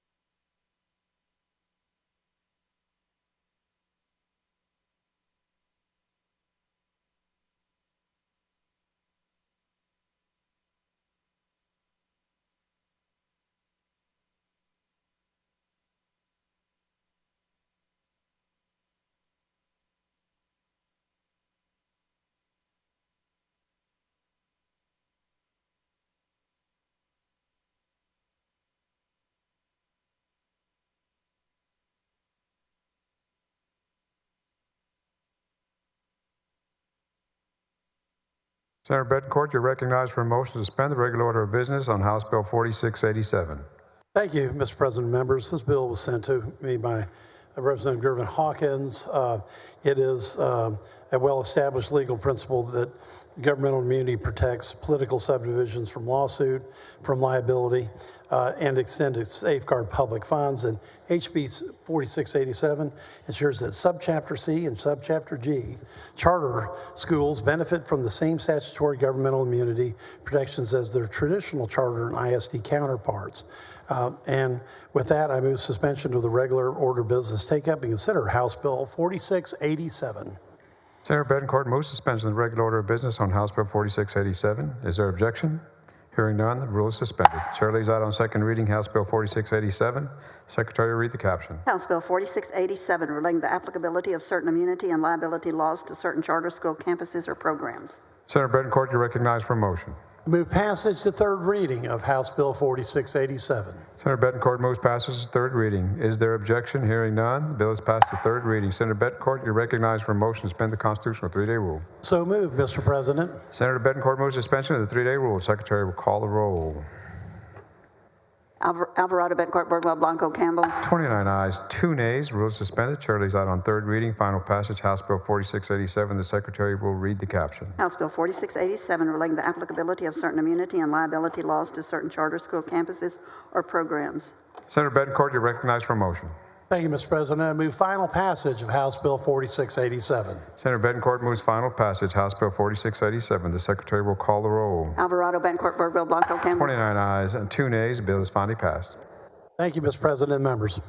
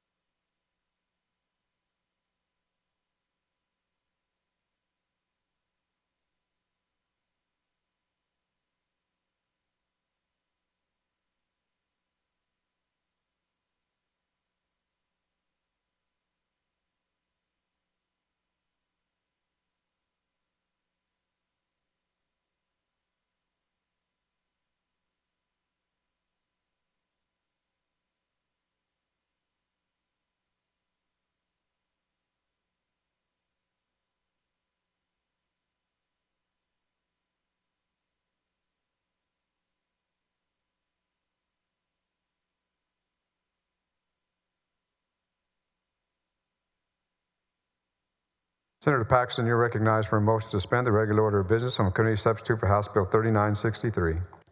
Thank you, Mr. President and members. I move to suspend the regular order of business and take up and consider House Bill 3963. This bill establishes an early childhood integrated data system, ESIDS, to improve government efficiency, transparency, and decision-making using existing data from state agencies. The bill includes a fiscal responsibility amendment to address the fiscal note. House Bill 3963 unanimously passed both the House Committee on the Delivery of Government Efficiency, or DOGE, and the Senate Committee on Health and Human Services. I move to suspend. Senator Paxton moves suspension of the regular order of business on committee substitute for House Bill 3963. Is there objection? Hearing none, the rule is suspended. Chair leaves out on second reading. Committee substitute for House Bill 3963. The Secretary will read the caption. Committee substitute House Bill 3963 relating to an early childhood integrated data system. Senator Paxton, recognized for a motion. Thank you, Mr. President. I move passage to third reading. Senator Paxton moves passage to third reading. Is there objection? Hearing none, the bill is passed to third reading. Senator Paxton, you recognized for a motion to suspend the constitutional 3-day rule. So moved. Senator Paxton moves suspension of the 3-day rule. Secretary will call the roll. Alvarado, Bencourt, Birdwell, Blanco, Campbell. 31 ayes, 0 nays. Rule is suspended. Chair lays out on third reading. Final passes. Committee substitute House Bill 3963. The Secretary will read the caption. Committee substitute House Bill 3963 relating to an early childhood integrated data system. Senator Paxton, recognized for a motion. Thank you, Mr. President. I move final passage. Senator Paxton moves final passage. Committee substitute for House Bill 3963. The Secretary will call the roll. Alvarado, Bencourt, Birdwell, Blanco, Campbell. 31 ayes, 0 nays. The bill is finally passed. Thank you, Mr. President, and thank you, members.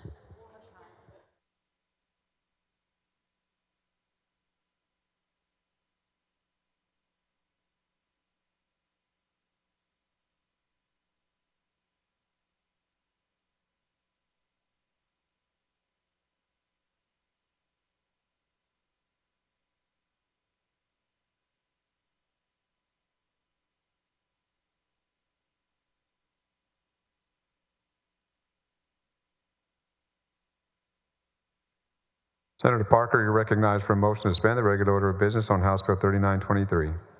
Thank you, Mr. President. I'm going to suspend the Senate's regular order of business to take up and consider House Bill 3923.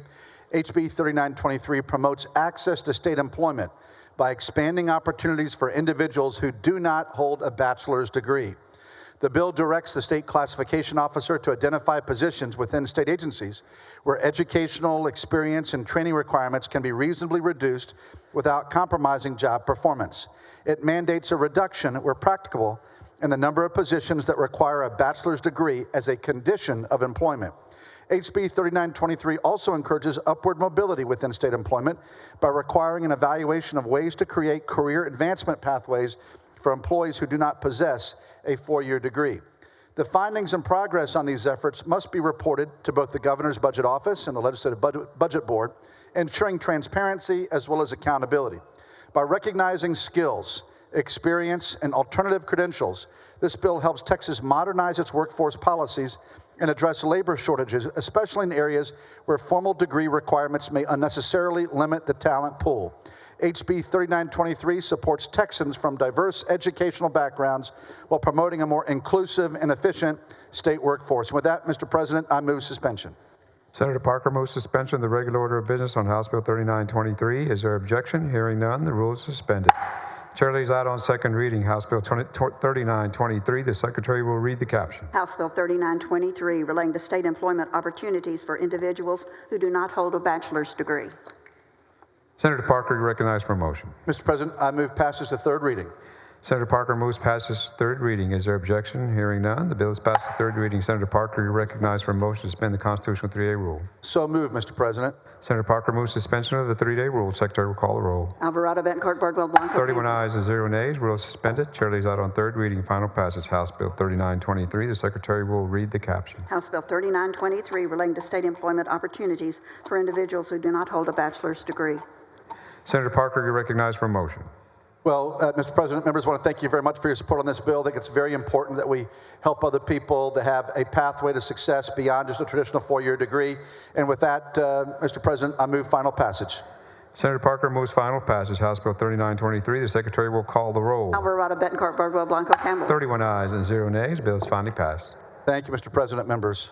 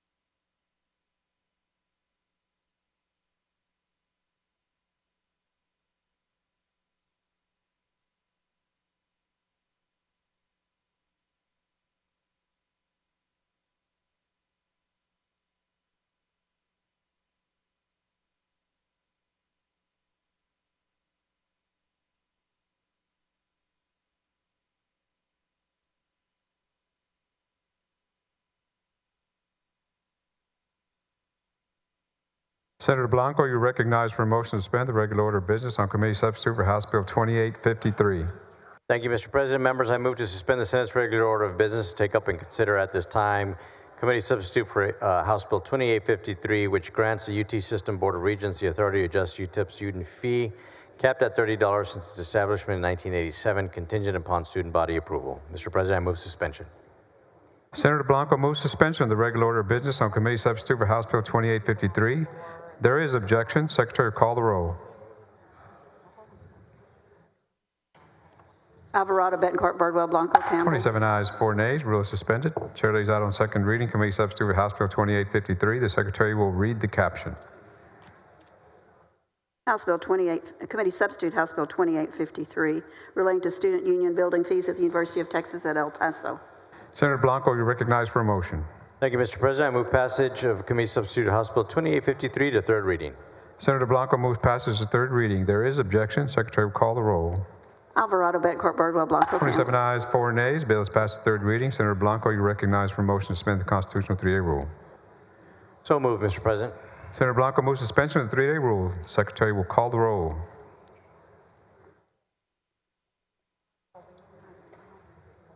Alvarado, Betancourt, Birdwell, Blanco, Campbell. 27 ayes and 4 nays. Rule is suspended. Chair lays out on third reading. Final passage. Committee substitute for House Bill 2853. The Secretary will read the caption. Committee substitute House Bill 2853 relating to student union building fees at the University of Texas at El Paso. Senator Blanco, you're recognized for a motion. Thank you, Mr. President. I move final passage of committee substitute House Bill 2853. Senator Blanco moves final passage. Committee substitute for House Bill 2853. The Secretary will call the roll. Alvarado, Betancourt, Birdwell, Blanco, Campbell. 27 ayes and 4 nays. Bill is finally passed. Thank you, Mr. President. Members.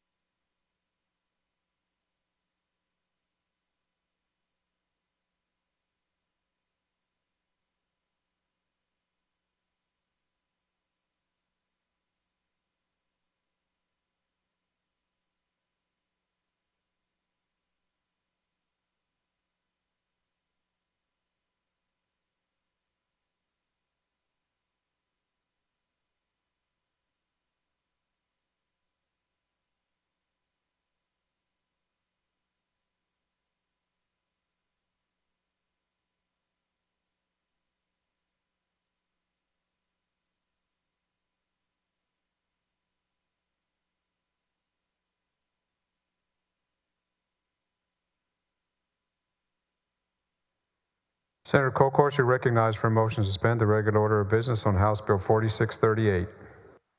Thank you, Mr. President and members.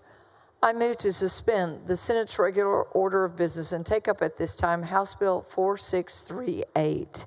Members, last session I sponsored House Bill 4990, which created the Texas Pharmaceutical Initiative with the goal of reducing the cost of prescription drugs for taxpayers, employers, and consumers.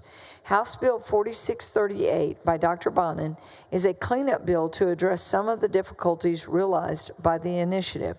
House Bill 4638 aims to reform the initiative by amending the number of board members from 3 to 5 members to prevent quorum issues.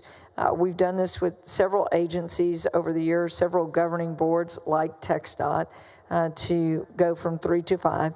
moving the due date for the business plan to June of each even-numbered year, and it adds language to clarify the role of the initiative to direct best practices for prescription drug procurement.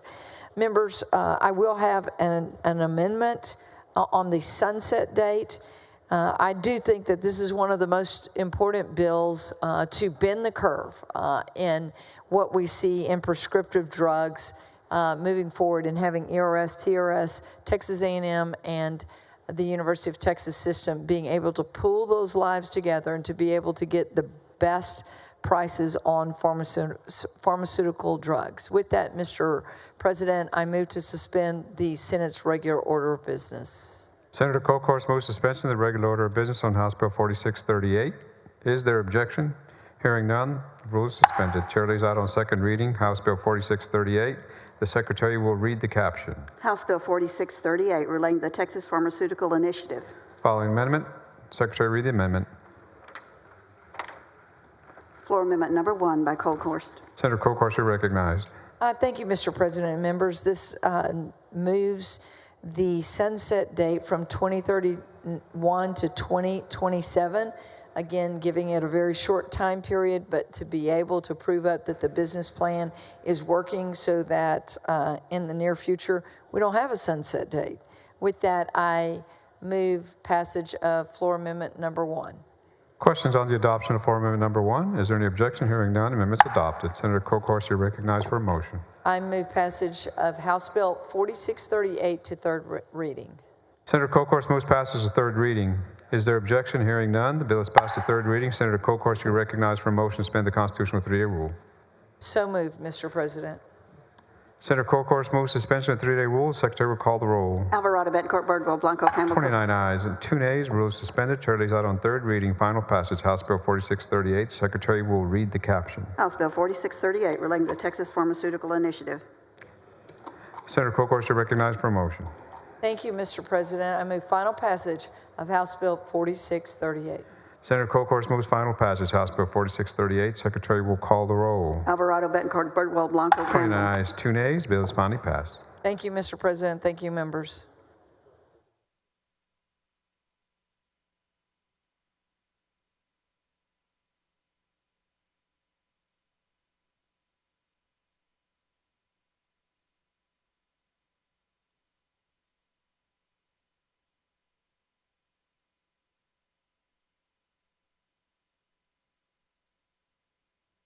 Senator Paxton, you're recognized for a motion to suspend the regular order of business on House Bill 3181.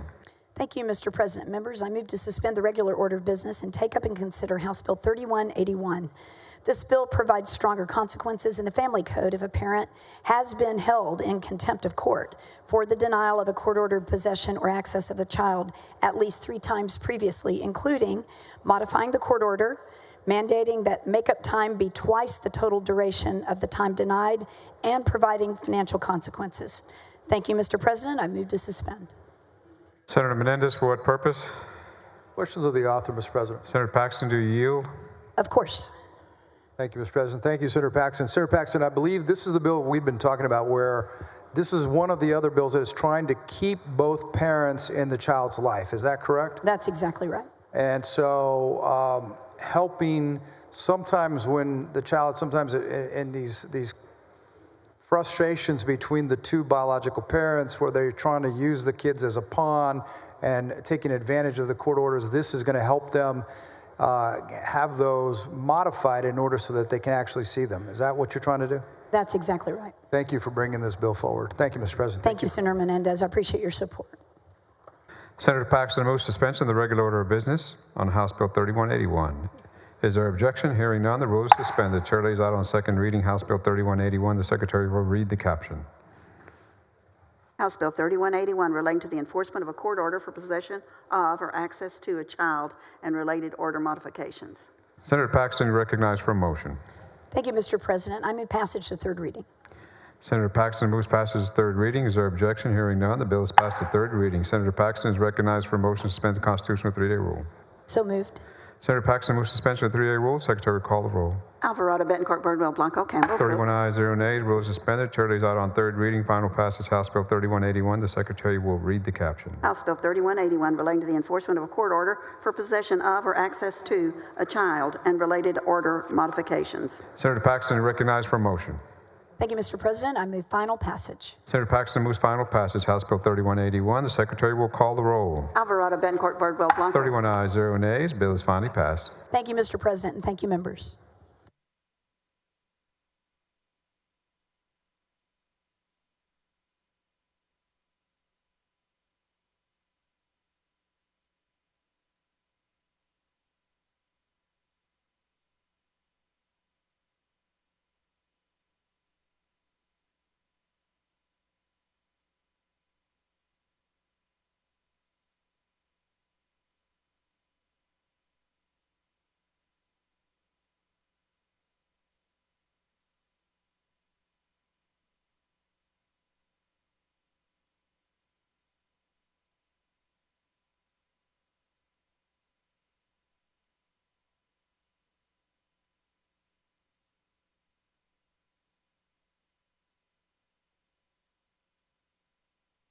Members, we're about to take a brief lunch break, and there will be some committees that are meeting during that lunch break. Chair recognizes Senator Flores for a motion. Mr. President, I move to suspend Senate Rules 11.10, 11.13, and 11.18 so the Senate Committee on Criminal Justice can meet in Press Room 2E.9 today, Tuesday, May the 27th, 2025 at 1:55 or at recess to consider House Bill 2217 and matters of pending business. If there's no question, I move suspension.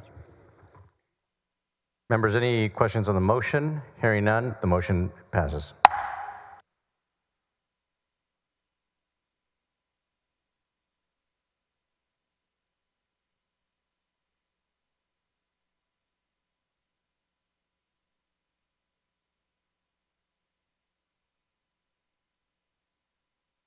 Chair recognizes Senator Hughes. Thank you, Mr. President. I move to suspend the posting rules to allow the Committee on State Affairs to meet today at 1:50 p.m. in the Betty King Room to consider pending business. State Affairs, 1:50 in Betty King today, and that's my motion.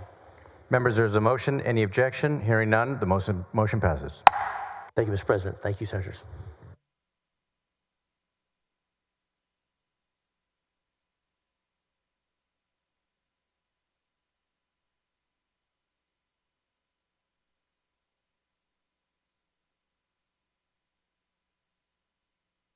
Chair recognizes Senator Dean Zaffarani for a motion. Thank you, Mr. President. I move that the Senate stand in recess until 2:30 today, Tuesday, May 27th. Members, is there objection? Hearing none, the motion passes. Senate stands at recess until 2:30 p.m.